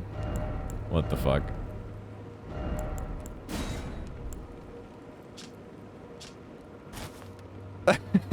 Look at the eyes. Okay. All right. Sure. Sure. Yeah. Okay. Mm-hmm. Got it. Got it. Brilliant. Mesmer fire grease. Where there was somebody patrolling over here in red that did not look so... Oh my god. Who the fuck? Who the hell?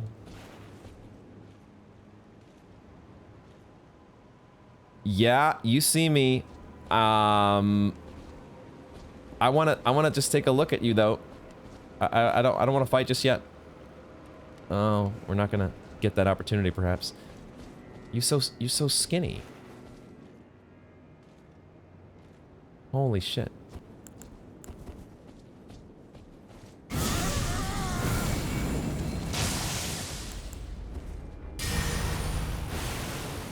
No, come closer.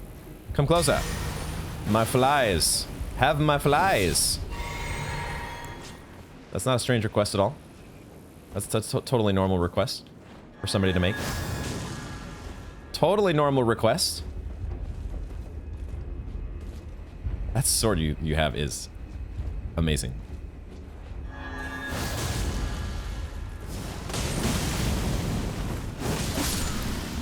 Oh my god. Oh my god, the mesmer entourage and their fiery gimmicks that I'm like instantly clenched, like, oh, here comes the fiery one shot.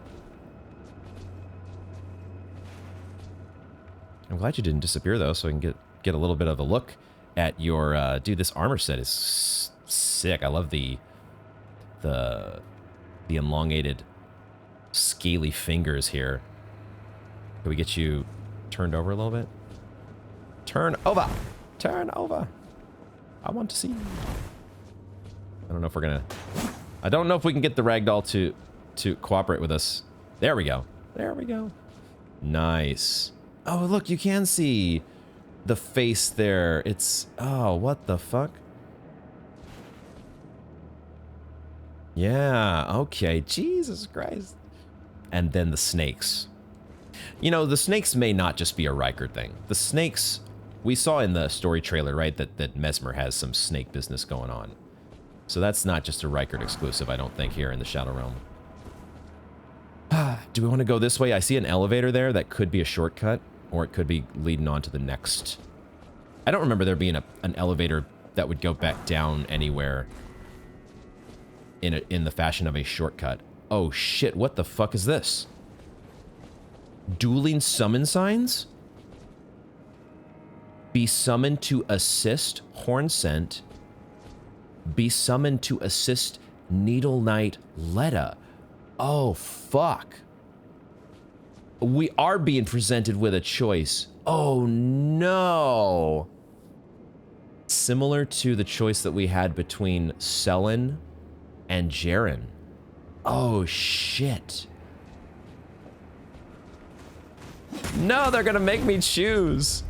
They're gonna... I hate it. I hate it. No. No, it's so wrong. Why are you doing this to me? Why must you do it? Oh no, guys. They're gonna make us choose between Hornsent and Lady Leda.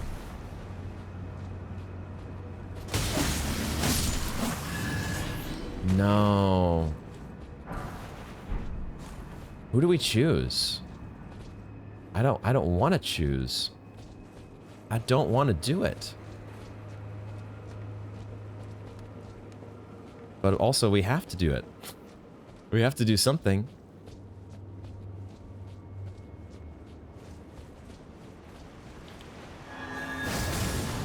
Oh yeah, get bladed. Get bladed, motherfucker.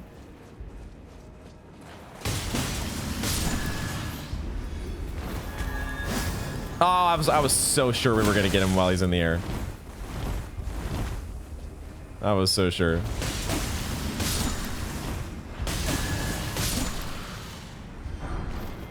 I was certain we were going to get that. Oh, is this the door that opens from the other side into the arena?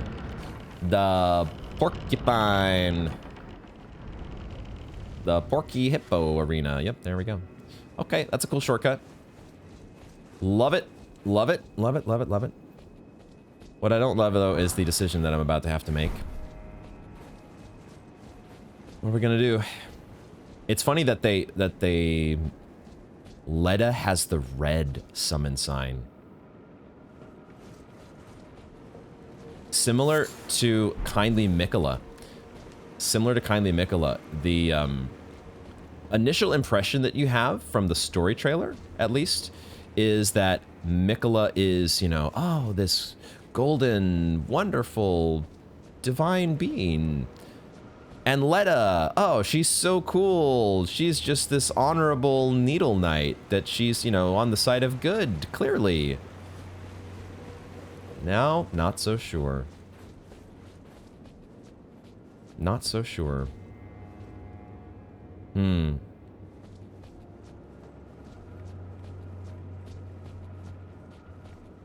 Like, I'm kind of worried that if we choose Hornsent, which I think is my instinct, I'm a little worried that we would maybe piss off Leda similar to how we pissed off Melina and she never spoke to us again. I would hate to see that happen with Leda, but also if Leda is technically the bad guy, then maybe we want to be taking Hornsent's side. I don't know. I don't know, man. It's... I think we're going to go with Hornsent. I hope this is not the wrong choice, but once again, you make the choice on one playthrough, and then you get to explore other things on another playthrough. This is where my guts... my instinct is taking me. Oh boy. Worthy Hornsent, I will dispose of you. Before your thirst for revenge beckons our undoing, I can no longer trust your word. In the end, I knew this day would come. The nature of your kind, I am certain, will always show itself. Give me time. Interfere not with my business. Zealot, what could your purpose possibly be? I don't recollect begging for help. Have you been taken in by the plight of the Hornsent? Foolish, but hardly unexpected. Man is a compassionate animal. The best of it.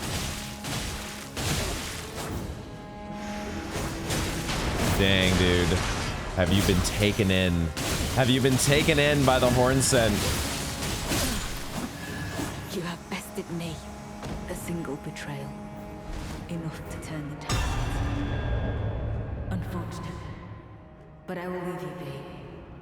For now. Do not interfere. This is my revenge.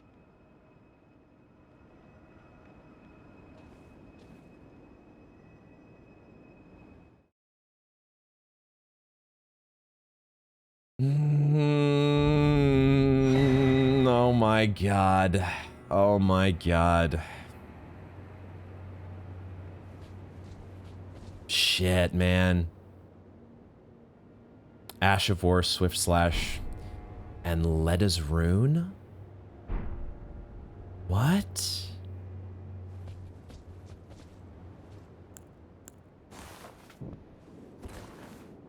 Oh, I still want to review that dialogue, but man.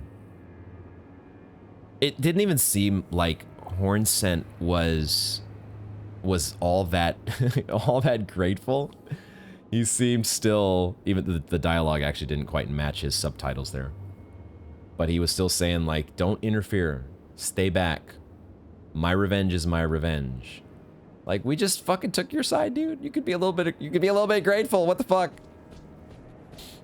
Oh my god. Yeah, it does feel though like they're turning this there's always ambiguity, right? There's never going to be a clear good guy, bad guy split in a Miyazaki game. It's just not how things play out. There's always some ambiguity. There's always some uncertainty as to these roles. And I think that's still definitely the case with both Hornsent and Leda. It feels like you could justify their actions one way or the other. Oh, I had my lantern on already. And yeah, I'm not sure if we've taken the right side or if really there is a right side to even take.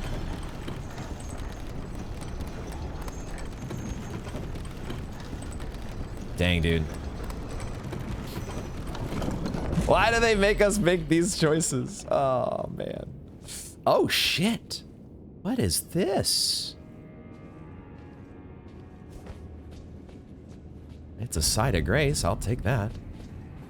The Specimen Storehouse? Whoa, dude. It kind of reminds me of the Ancestor Spirit. Right? But Omen / Hornsent version. Oh, and there's another one up here. What the fuck? Oh my god.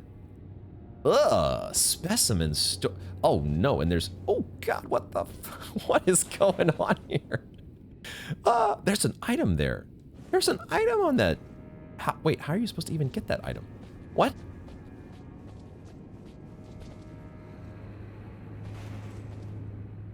I don't know how in the world you're supposed to get that item unless this is a situation where we're going to be, you know, Divine Tower of Liurnia. Everything gets flipped on its petard here.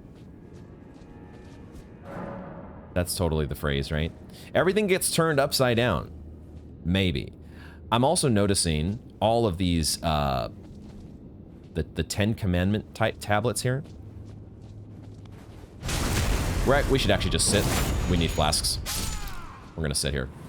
Let's take the anything else that I want to explore down there? I don't think so. We're gonna rest. And then this is fascinating though, these tablets, because the only other place I can remember seeing all this was back in the Queen's bedchamber, right? The Queen's bedchamber had all this stuff, and I've never really known exactly what to make of it all. The piles and piles of tablets. I guess the conclusion that I came to, or whatever thought that I did have about this, was just that this was where Marika at one point was trying to delve deeper into the Order. This dialogue I think that we got from Melina, where she was trying to delve deeper into the into the Golden Order? I'm not sure. I'm not sure. Because it was really Radagon that was still the fundamentalist, and that adhered strictly to the Golden Order, but Marika was the one who was questioning things and saying, like, we need to look beyond the strictures and confines of the Golden Order. So I don't know. I don't know what to make of that whole business. I also just realized I don't think I've ever actually, like, run back up these stairs.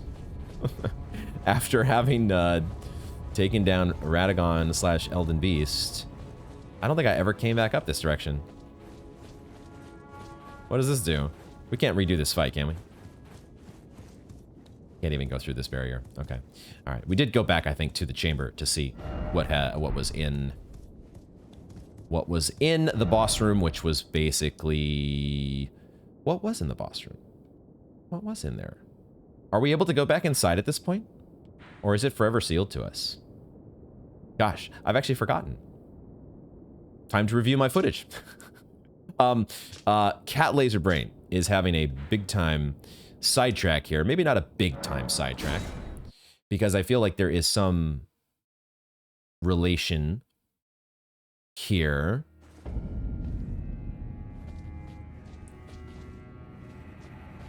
Was Marika also scribbling down her findings or musings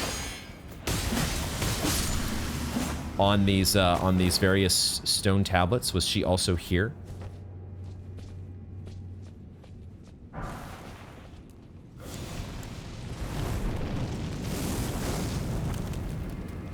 That's what I get for letting you survive a second time.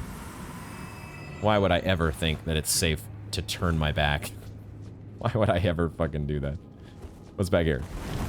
What's back here in this little hidey hole? This should totally be a thing. Wait, is it a thing? It is a thing. Wait, hold on a second here. Hold on a second here. There is a thing. Oh, shit. We found the secret. The secret hiding place. I hear footsteps behind me. A Bolt Drake Talisman +3. Okay, sweet. Upgraded lightning protection. Let's go.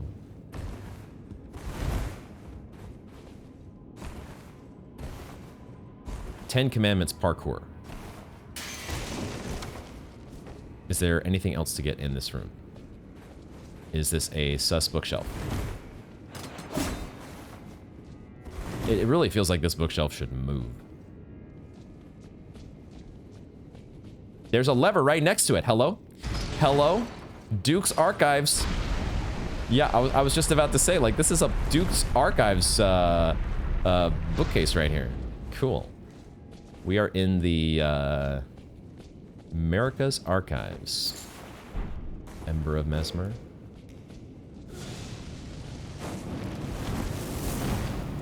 Those coils, those fire coils, we do not want to fuck around with any of those. So none of you all get to survive. Not allowed.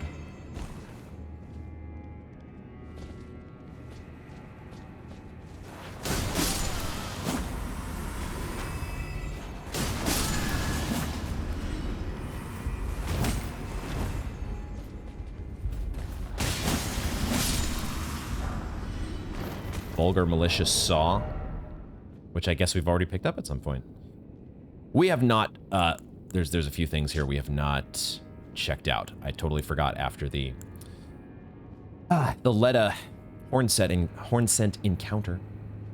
We get this new Ash of War, Swift Slash. Skill passed down amongst Hornsent swordsmen. Take a swift step forward to slice through foes. This sharp strike also fires off a shearing vacuum. Can be charged to increase the skill's power and the distance of the forward step. Usable on backhand blades. Okay. Which was the Smith script weapon that we picked up, was it not? That was a backhand blade, I think. And then Leda's rune. Blessing of Needle Knight Leda, an unalloyed light. Unalloyed. Unalloyed gold. That has never dwelled in an eye. Used to gain 40k runes. Mikola gifted Leda with gentle gold to bring a soft hue to her faded eyes.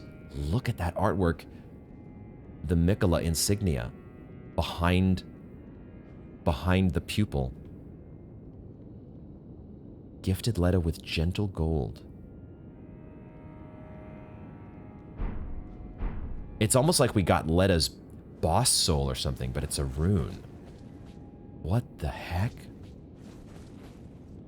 Okay, let's see if we can figure out the layout to this place. I see an elevator there.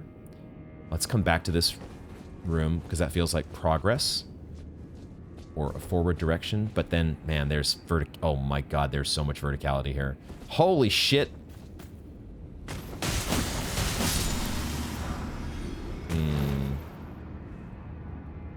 Maybe we will check this room first. I don't know. I don't know which way to go. I don't know which way to go.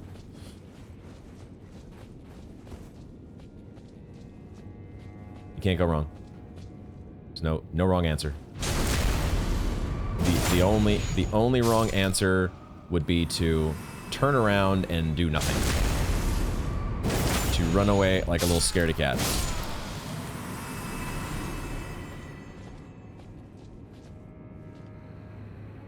I'm also feeling this is not just Duke's Archives, but I'm also getting Grand Archives. Big time Grand Archive vibes.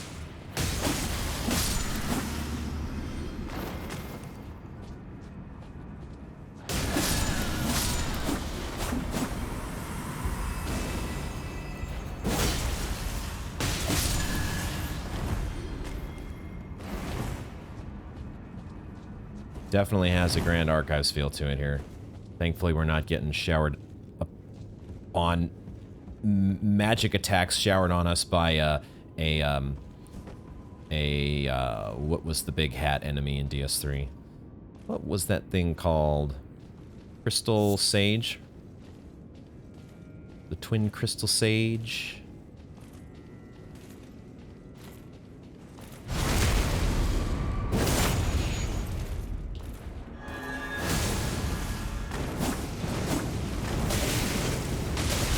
Bro, why do you deal so much damage? Fuck. Fuck me, man. Why does things kill me so fast in this game? And also, I panic. I'm fucking panicking. Fucking panicking. Not making anything easy on myself.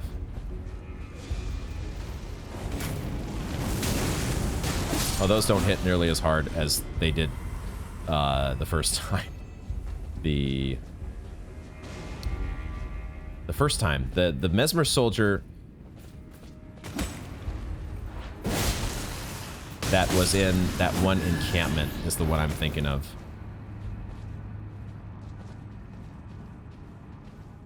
That's who I'm thinking of. That one fire coil that hit us the first time was very, very, very, very, very, very, very painful.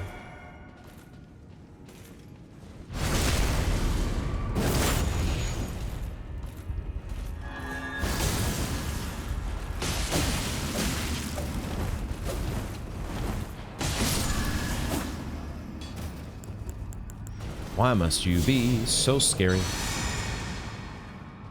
Why must you cause me so much pain and suffering and misery?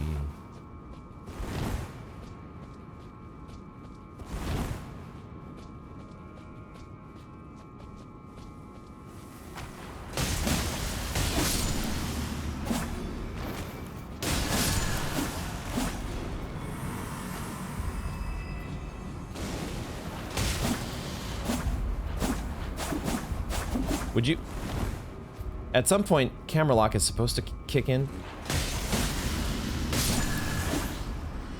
I don't know what the heck was going on there. But, alright. It's just me showing off my cool twin blade moves, that's it. Oh! Oh, look at that, dude. I don't know that we've ever gotten to do a backstab on one of the on one of the vulgar militiamen, shadow militiamen. I don't think we've ever got, it's because it's so much more than just than a backstab. It is the skewer into the ground. Oh shit. Oh my goodness. There's so much value to get here. I can't help it. Oh, the flask business. Oh, I did forget about that. Okay, we're gonna leave that. We're gonna leave that. I need to just drink a little more often and get that charm going. Get that talisman going. Dinosaur bones up on the table.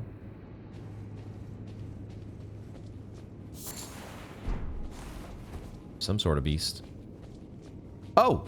Oh! I almost attacked you, dude. I almost just went off on your butt. Sir Ansbach is here. What the hell? Okay, it makes so much sense now. Mr. He really feels like the equivalent to Gideon, the all-knowing, and his pursuit of knowledge. Although Gideon was kind of an asshole. Is that what we should make of you, Mr. Ansbach? Okay, I'm just glad though that I didn't kill you on the spot. Righteous Tarnished. It's been some time. Not that After long. unburdening my soul to you, I had hoped to make a fresh start, but there was one thought I could not dislodge from my mind. So, here I am, quite unable to move on. I see. Go on. After Lord Moke's slaying at his dynastic palace, it appears his body has been absconded with and taken straight to kind Mikola. Oh boy. Surely you recall that I once served Lord Moog as a pureblood knight. How could I forget? After failing him in every regard and losing sight of my vows, I'd do anything to make amends in whatever meager way I can. Okay. Okay. So after we took out the Lord of Blood, it's so weird because Mikola's supposed to be in the freaking cocoon. The withered arm is in the goddamn cocoon. Except, not so much. Mikola's still just roaming all about. Maybe that's the thing with the Shadow Realm, is that you get to be in both places at once. Tell me more. What could they possibly have in mind for Lord Moog's remains? The implications are rather unnerving.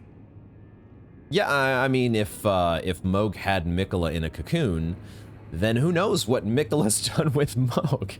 What could they possibly have in the implications of... All right. I would assume that you're on our map now. There you are, Sir Ansbach. Hanging out here in the dinosaur bones room. Good, good, good.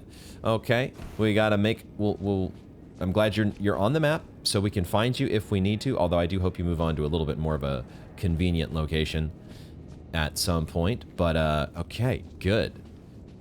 That's always fun when you run into the NPCs. It just makes it so immersive when you get to run into them as you are just exploring through not just the overworld, but a legacy dungeon.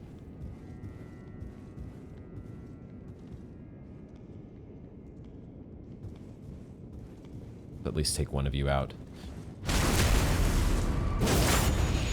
Oh, another one of these fire wielding. Probably wouldn't be a terrible idea for us to have some fire protection on, or at least have fireproof liver at the ready. Probably not a bad idea. Okay.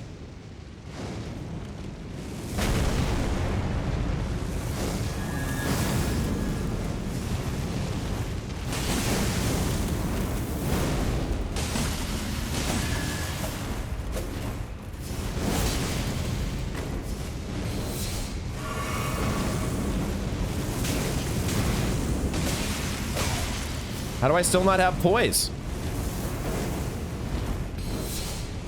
I mean, it's supposed to increase my poise there so I don't get interrupted attacks, right? I guess I still don't have enough poise. Still not enough. unfortunately. Okay, do I get some of your sweet gear? No. I want your gear. I don't need more smithing stones. Oh, okay, Fort Beast Horns as well.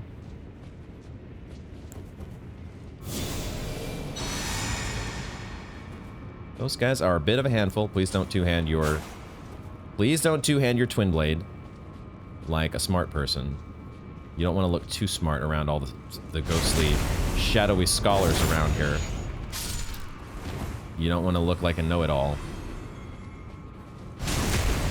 Only the hoity-toity know-it-alls go around two-handing their bestial... What the hell is my my bestial seal? Beast Claw Seal? Claw Mark Seal. There we go. There's the name.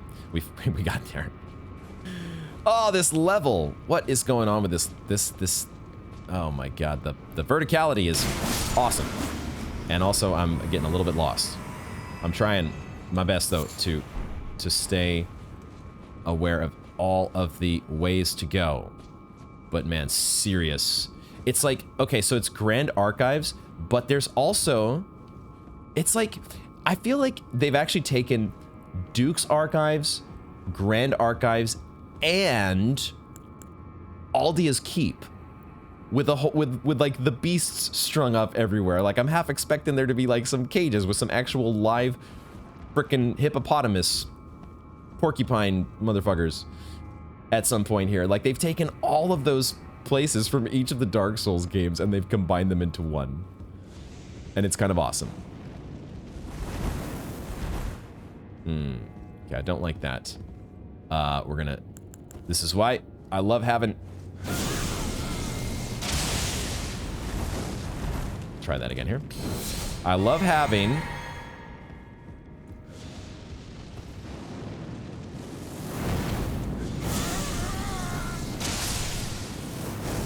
I love having some spell options when you need them.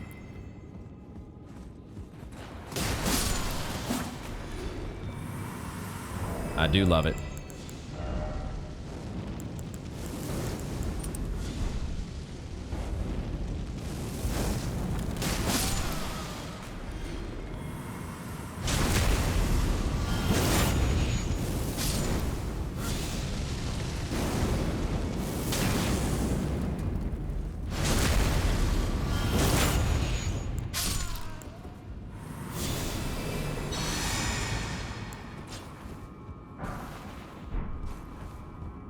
So, how are we getting up there?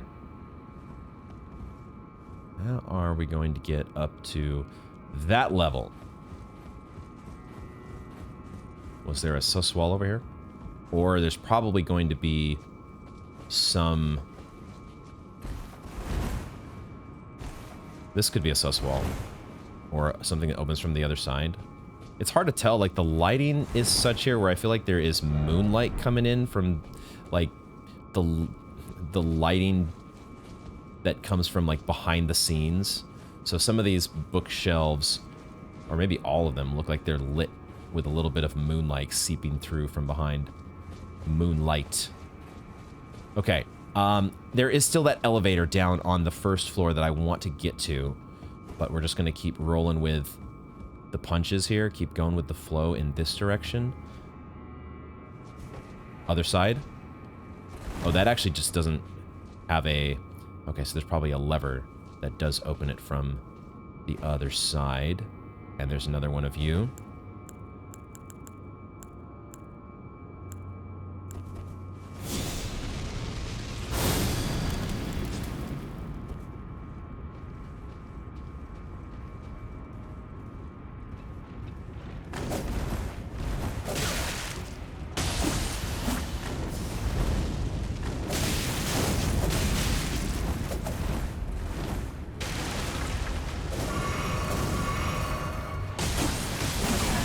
They have so much poise.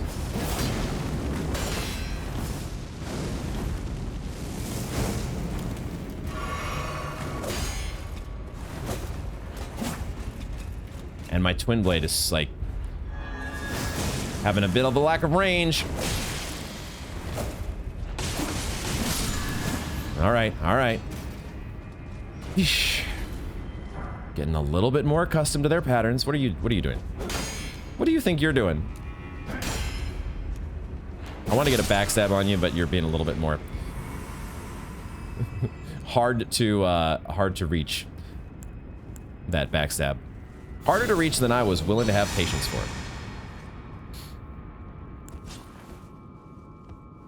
These mesmer sorcerer. Oh, you know what? They're actually a lot like. They feel similar to the. I don't know what the name of the enemy was in DS3, but I'm thinking of them from. Was it the. What was the name of that place in DS3? What was the name of that one place?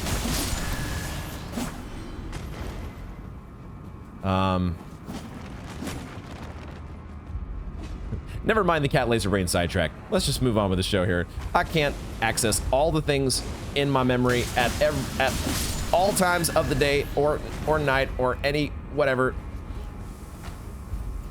I want to get another one of these. When in doubt, when life has got you down, find a shadow militiaman. Find a tiny person and just skewer them into the ground.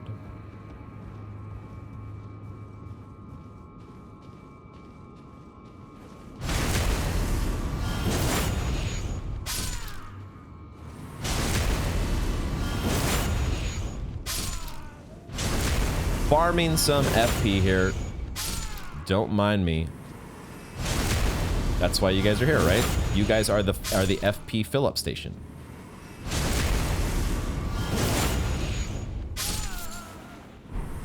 And you're guarding a lump of flesh.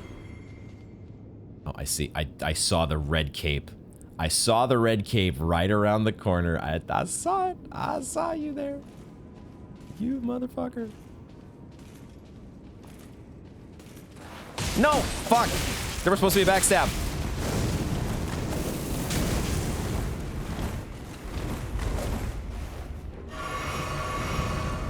Supposed to be a fucking backstab.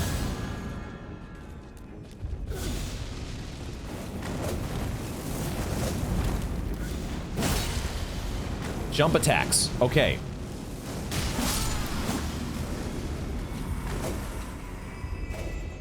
Camera lock is failing me a little bit here.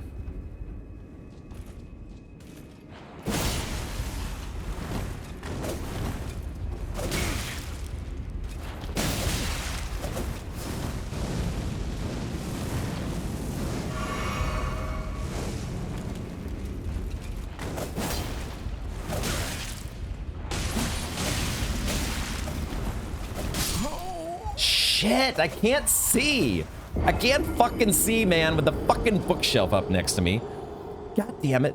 Dude, so I'm understanding that first opening sequence that they're using against me, but the delay, the fucking delay on that second double slash is fucking stupid.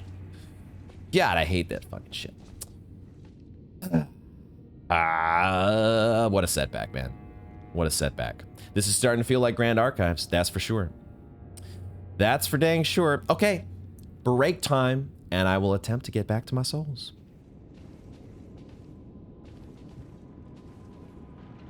Guess I'm gonna have to fight one of you. Guess I'm gonna have to fight one of you before I get back to my souls.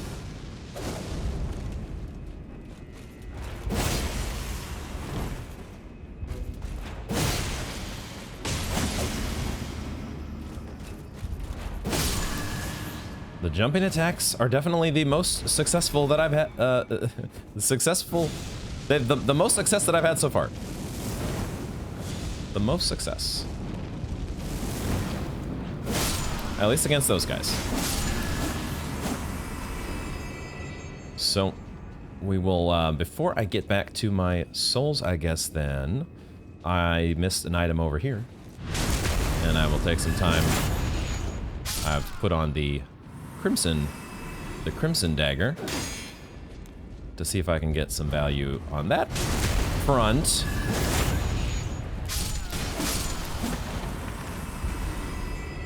As well as the... We've gotten a lot of cerulean dagger value over these past few episodes. So, you know, we got to spread out the love to each of these different talismans and pick up a blessed bone shard. Okay. So now, oh, interesting. I just realized that we can probably jump out to that statue. Oh God, and there's a Mikola cross up there. Holy shit. Okay. We're figuring some things out here.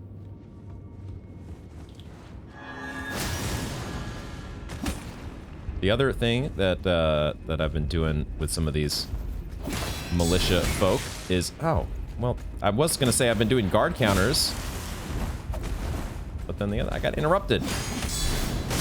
Very rudely interrupted. Oh, and we can jump down over there as well. Okay. I'm hearing wings flapping, which I don't love. Not that I don't know why I'm particularly not in love with that sound, but you know. Oh yeah, I forgot about you. Out of all the different things,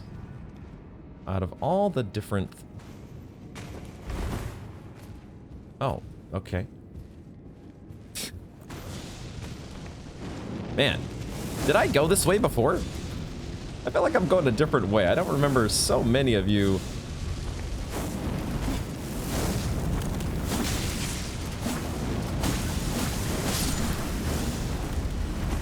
I don't remember so many of these guys being so painful to deal with.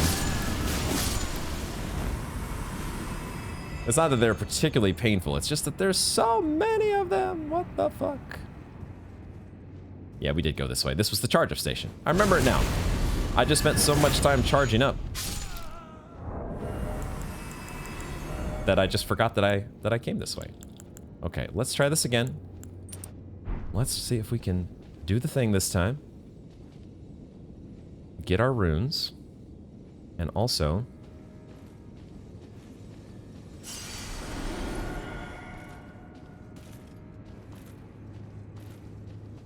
actually get a backstab this time against this guy? Question mark?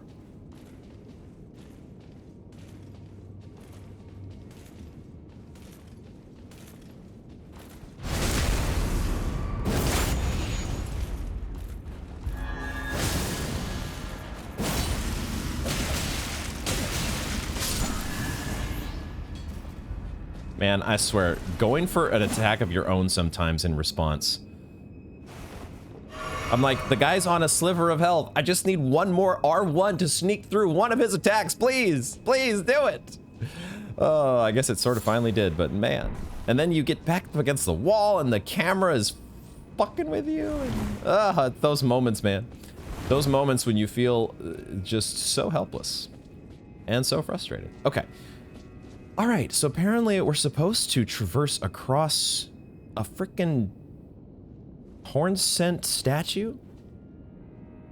Is it a statue, or is it actually a specimen that has somehow a gigantic Hornsent that has been hoisted up in the middle of this place?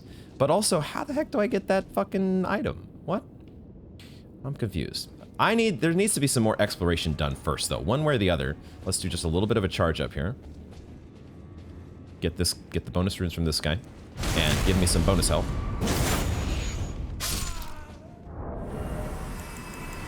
Let's try that one more time. Give me some bonus health.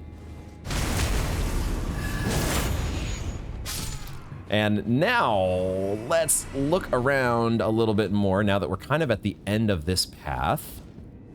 I don't want to jump out here just yet. Here we go, though, once again, Miyazaki with the feet. But that being beside the point, there's also this spot to jump to.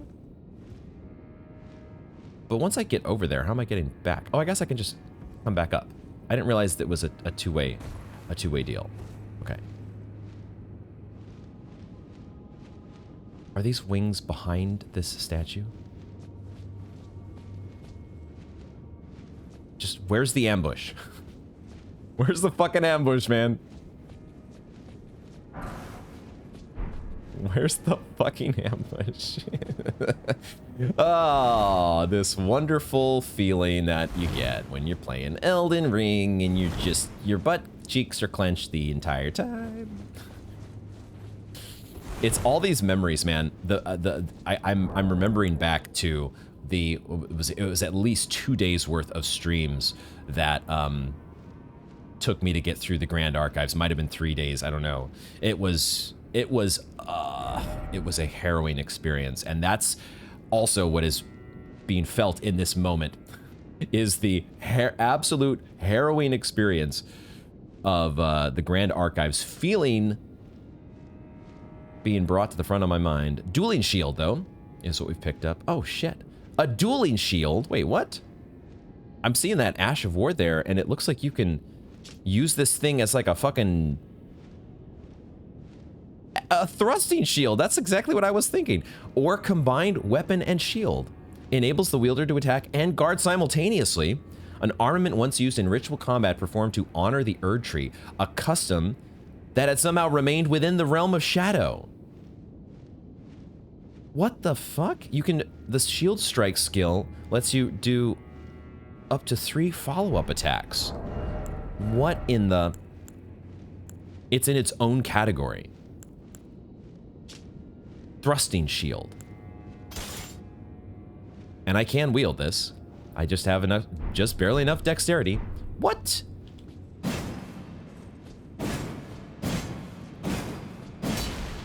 It doesn't use FP either. It's just a fucking thrusting shield. Does that mean, compared to other shields, no, actually the damage is about the same. The damage is about the same. I was just thinking, like, is this one you would actually want to upgrade at the blacksmith? Interesting. Interesting. What the hell? A thrusting shield? That's not going to be something I'm using for the moment. But that's an interesting one. For those that really want to lean into a unique shield experience. All right, let's see what else we might have. So I feel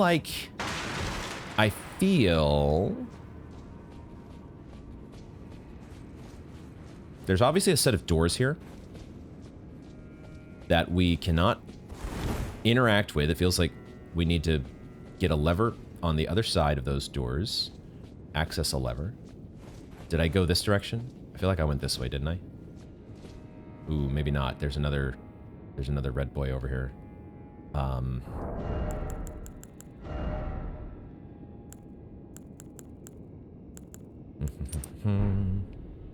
am gonna...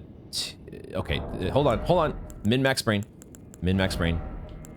Give me a moment to do my thing. Value brain. Must be satisfied.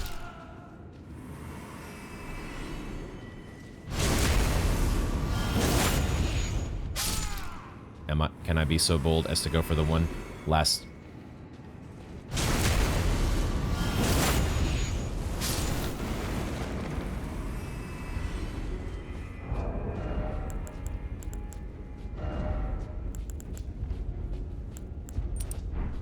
Okay. What is wrong with me, dude? This guy has a sword. Oh my god. The other guys had daggers. Can I drink, please? I feel like the other guys had daggers. Ooh, it's like... oh my god, that... fuck me, dude. Oh, that's a move. That's the move. Never mind. Running R2. Running R2. Eat that. Eat that, bitch. And it activates our combos as well. Okay. This guy's fucking cool. I gotta be honest. I like this guy's movesets. That Flamberge, or whatever that fucking sword was. Oh my god. Oh, dude, I'm so fucking... This is peak Elden Ring here. I'm having so much fun. I do not want to stop playing. I'm also stressed the fuck out, dude. I'm about to fucking jump through the ceiling at how fucking stressed I am. It's the best. It's the best, man. Absolutely, my nervous system is just on overload right now. It doesn't know what the fuck to do. It's like the whole like fight or flight instinct is completely, it has no clue which way to go. This is the best. I don't know if there are supposed to be illusory bookcases. Have not really had a sense that any of those exist as of yet. Definitely not there. But to get to the other side of this wall and this door, it could be that we just need to keep progressing, you know, and go up the statue. However, I want to be thorough. I love being thorough. And so we're going to go back down to get that elevator that I've been ignoring for the longest time. We're going to go back down there. I'm going to try not to attract any attention, any undue attention from... I did not meticulously deal with every single enemy in my path. So there may still be, I think there's a... What are we going to call these guys? They're not Fire Knights. Or are they Fire Knights? Maybe they're Fire Knights. Because Queline's supposed to be a Fire Knight. And they're kind of like Queline, but they have much cooler armor. They don't have... Well, maybe they have the dorky haircuts under those sweet helms. I don't know. Okay, we're gonna figure out where this goes. It actually goes down. So is this establishing a shortcut? Should I just have done this from the start?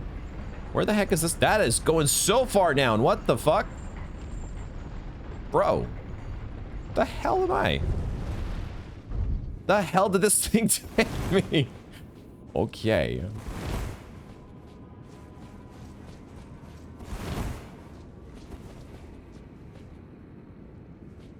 Wait, have we been here before? No, of course not, because there's an item over there. But I see this saddle, and so I thought, oh, we're back where we started. But I guess this is still just the Shadow Keep. There's a jar here. No, why are there jars? Why are there jars? We still have never completely figured out the jar situation, have we? Exactly. Like, we know that there's, like, people inside them. Right? Hello. We know that there's... Too early.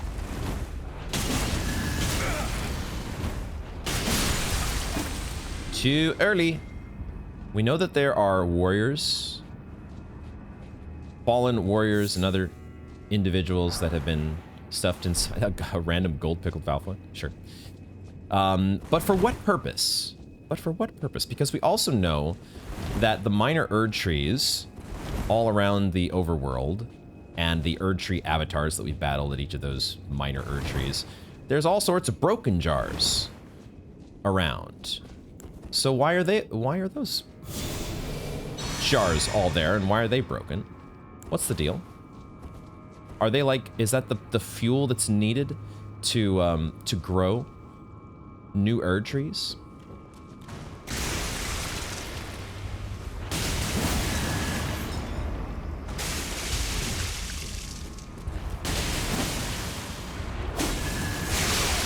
No, why in the world did that take all of my health?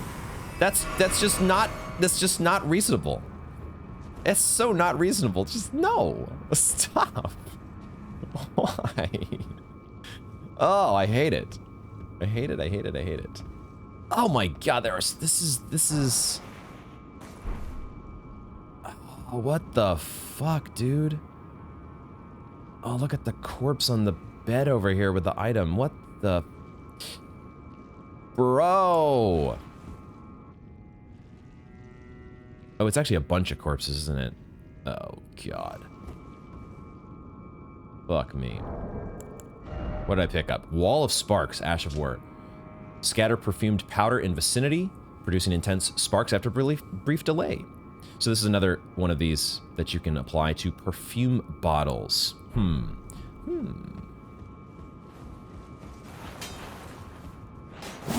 Daughter of the Cosmos. Behind broken glass.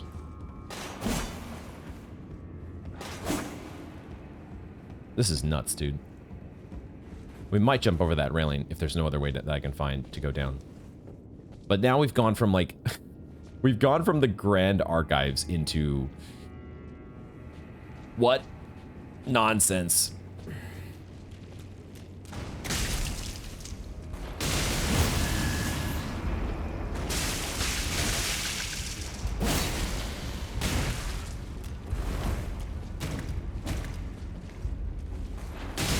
I love this running R2 though. I love that it activates our, I think it's activating our healing talisman. I'm not sure if it's activating, I guess we're getting a buff to our attack, aren't we?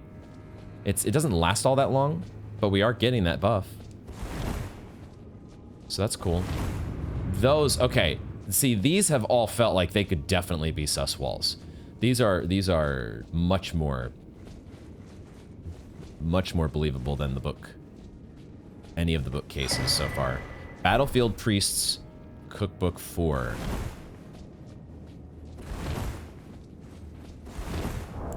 We can now craft sun warmth stones. Haven't even picked those up. Have not even picked any of those up in the world yet. What that be? Sun warmth stone. Cool artwork. Use FP to continuously heal nearby allies. Okay, but I guess that counts as us. It's the upgraded version of the warming stone. The sun warmth stone. Boom. Generate sun warmth. Has a more potent effect than a warming stone. Sunlight feels all the warmer in darkened lands. What does it take? Another blessed bone shard crafting item. And spirit gravestones. These crafting items, they're a bit, feels a little bit more rare or harder to come by.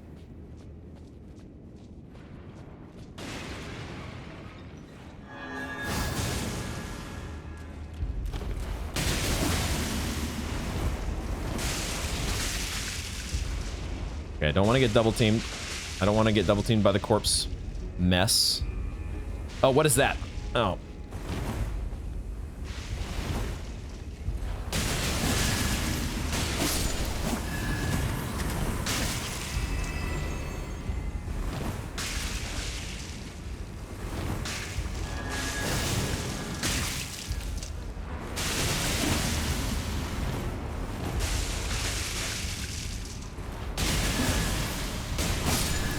Okay, I like this little chip bit of, we're not getting our rally, we're not getting the rally mechanic with our Millennia Great Rune that we were trying to at first. That's got to be a jar, right? I would have sworn that that was going to be a jar that would come to life. I mean, it's a jar, obviously. Just not one that's actually going to fight us? Interesting.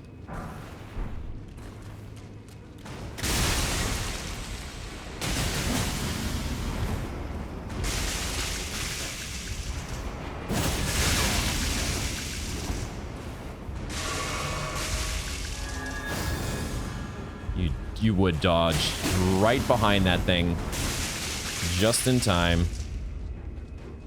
Honestly, you're the bigger threat. You have to go.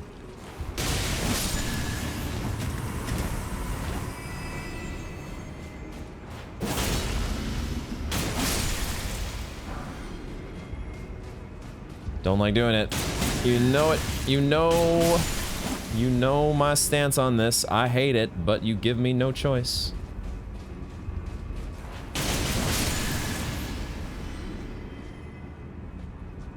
So I am like so amazingly glad that we've discovered this running R2. Because now it feels like the build has come to life. Now I finally feel like we're doing something with the build. Because the R1 combos just by themselves, you know, they don't interrupt the enemies. Or at least the more gnarly enemies.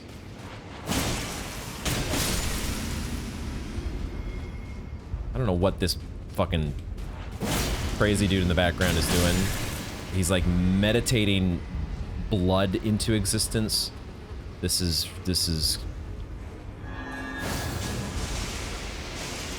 Dude, I can't move. I can't fucking move. I had a feeling he was gonna do something like that.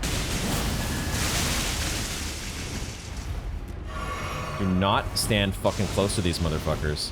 Just don't do it. Or if you do, be ready to get the fuck out of Dodge.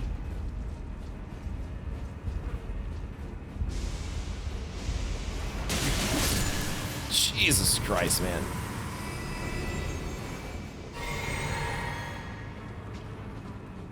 Clenched. Clenched to 1,000. And never to unclench. That's the experience today. The Shadow Clench Keep. Keep clenched at all times and do not move your clenched cheeks outside of the vehicle. Okay, let's see what this new item is that we picked up. Iris of Grace. Place on the eye of another to grant them the light of grace as a fleeting blessing.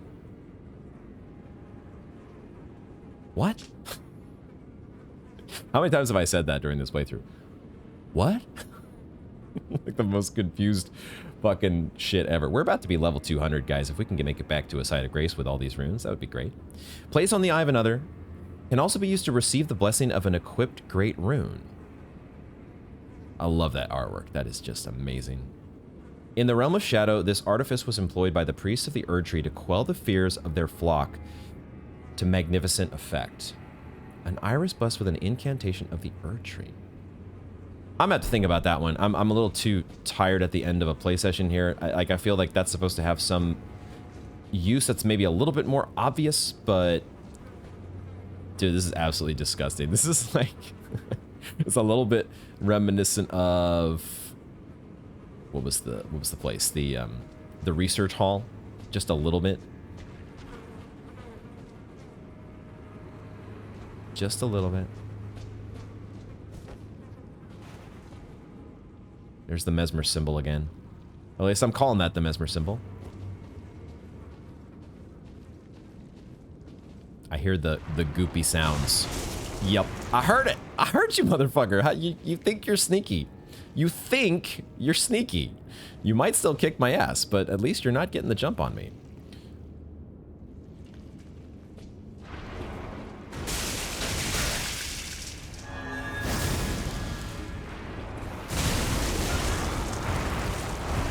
I thought I could interrupt you. Thought I could interrupt you.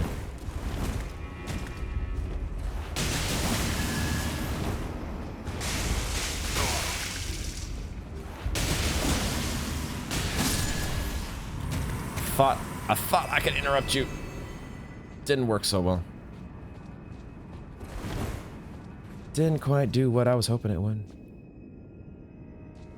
What are we getting to here? I was thinking a little bit more during the break. I was thinking a little bit more about Ansbach's dialogue about Moog. And I was thinking like, are they just like completely flipping the script? Where we had Mikola being dragged off by Moog to who knows where. Well, we do know who knows where, to the Moogwind Palace. Moog kidnapping and dragging off Mikola, and he ends up in a cocoon.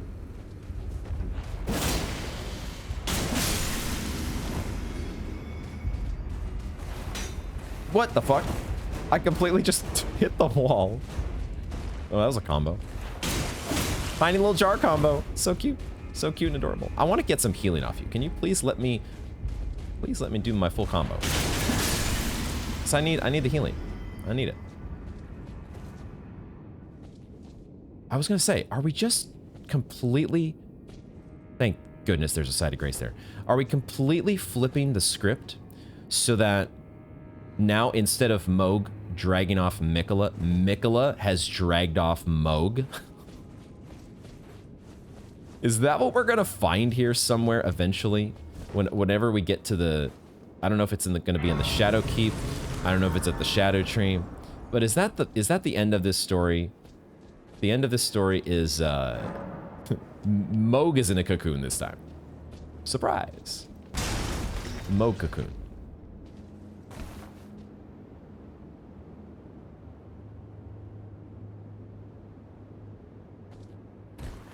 I don't want to sit just yet. I don't want to sit just yet. I love that we got the Side of Grace, but I feel like there's a little bit more. Oh, I don't know. I don't know if there's more to do here. I mean, of course there's more to do, but is there more to do? Oh my god. Interesting. This is the West Rampart. Maybe some of these big doors just don't open. Okay, this is leading off into the ancient ruins. Wasn't quite expecting that. Wild. What the fuck, dude? Man, now I almost do want to sit. Not yet, though. Not yet. Not at that point just yet. Let's make our way back, though, to the, we're gonna go back up into the archives. The archives, he calls them. We're gonna go back up into the archive section of the Shadow Keep.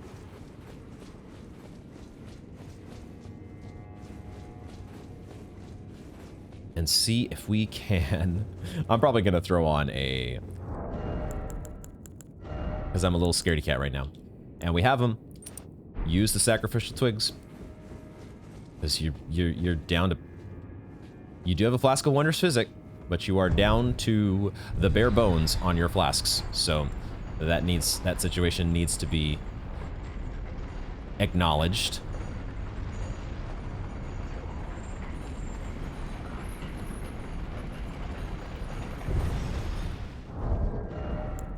Okay, I will get a little more value because I'm that greedy.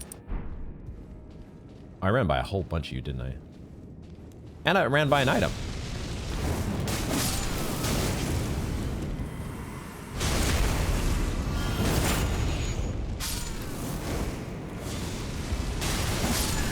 Yeah, I love the fact that that little combo, that running R2 combo, is kind of like a guaranteed heal with this thing on. It's actually pretty sick.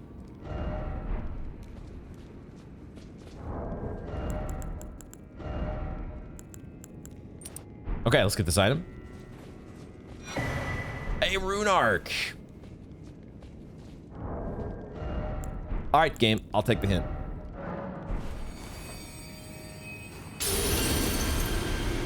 Millennia rune, take 2. Let's see what we can do. Unintentional rhyme.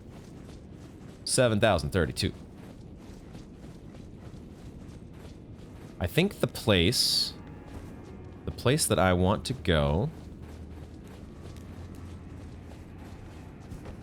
First of all, we go this way. I think the only thing I can think of at the moment is jumping on this statue.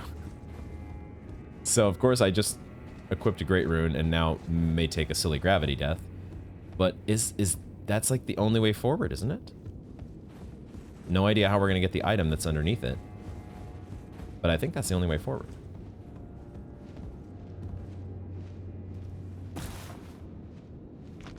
Yeah, because this totally makes sense.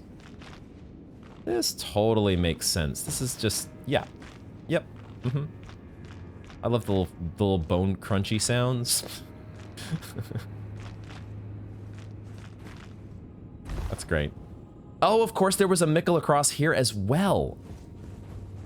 Okay, that's fine. That's good. I'm good with that. More than fine. Carved words coalesce. I abandon here my arm dextral. All right, so I will admit that I got a little... I think there was a comment that did mention that we've now seen arm sinestral, and I probably would have figured this out through either ChatGPT or Googling, but sinistral or sinister, we learned, is left arm, and I think the person in the comments had noted that just for reference, dextral or dexter or dexterity stands for right. So in this case, his right arm has been abandoned here. Might be interesting at some point to think about this on the map as, you know, like, where did he abandon his eye? Wasn't this his eye? Oh, I wonder. Like, if we put cat laser brain here, but this item that we picked up, this Iris of Grace, place on the eye of another. Are we supposed to put this where Miquella abandoned his eye?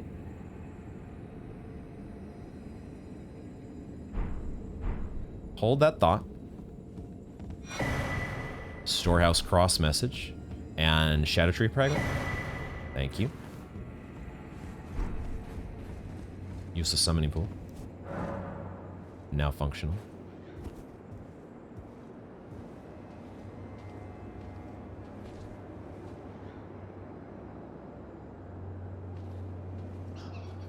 Why is it so foggy? I thought for sure they were not going to put an enemy right here. I was like, we're too close to a site of grace. They wouldn't do that to us. Psych!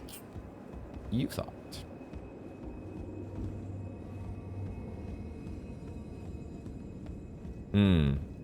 Okay. All right. Yeah, I don't know what we're going to do about this item here, but there's going to be some way to, like... That's what we're going to do, right? We're going to lower this statue down. This statue's going to get lowered somehow. Or just straight up dropped. Dropped to the bottom. Boom! That's what we're going to be doing. Okay. I think I figured that part out. And I think this is where we'll wrap up this installment of Elden Ring. This is just... Guys, this is too much fun. This video game is amazing. I absolutely love the way that they are progressing the storylines and the characters in this DLC. It is just phenomenal. I love that we've opened up a new zone option as well, eventually, to get to this stone coffin fissure. But I think this is... I am going to quickly check this Cerulean Coast Cross as well, just to see if there's any somehow special interaction between this Iris of Grace and this Miquella Cross. No, that's Doubt and Vacillation. That's the wrong one. I meant to go to the Shadow View Cross. Pretty sure this one was the eye. If not, I will be reviewing my notes to figure out which was the right one. I abandoned here my eye. Okay, but it doesn't give you a prompt. It doesn't prompt you to use the rune or the Iris of Grace. Okay. Have to figure that one out. Storehouse cross message left by Sir Ansbach, addressed to kindred spirits who also pursue Miquella's trail. It would seem that the people of the keep have flooded the holy quarter that leads onward to the Shadow Tree, barring access. However, there is no route that leads there from this storehouse. Perhaps there is another way to reach the holy quarter from somewhere else in this keep. Okay. Okay. I thought that guy was getting ideas. I was like, I am reading right now. You better not try to attack me. So, alas, he wasn't, but still, he's just a bore. Okay, the cat laser brain gets distracted one last time. Thank you all for watching to the end of the video. It's always so awesome to have you along for the ride. If you did enjoy the video, please consider doing that YouTube thing, hitting those buttons down below to share the video with others like you who would also get a kick out of it. This Specimen Storehouse and the Shadowkeep in general is insane, man. I'm just, like I said, I'm freaking clenching my cheeks the whole time. But I'm so looking forward to going on to the next stage of exploration here. That is, this is a very, it's so Grand Archives. So Grand Archives, I really don't want to stop playing. But my schedule must bring me to the end of my play session here.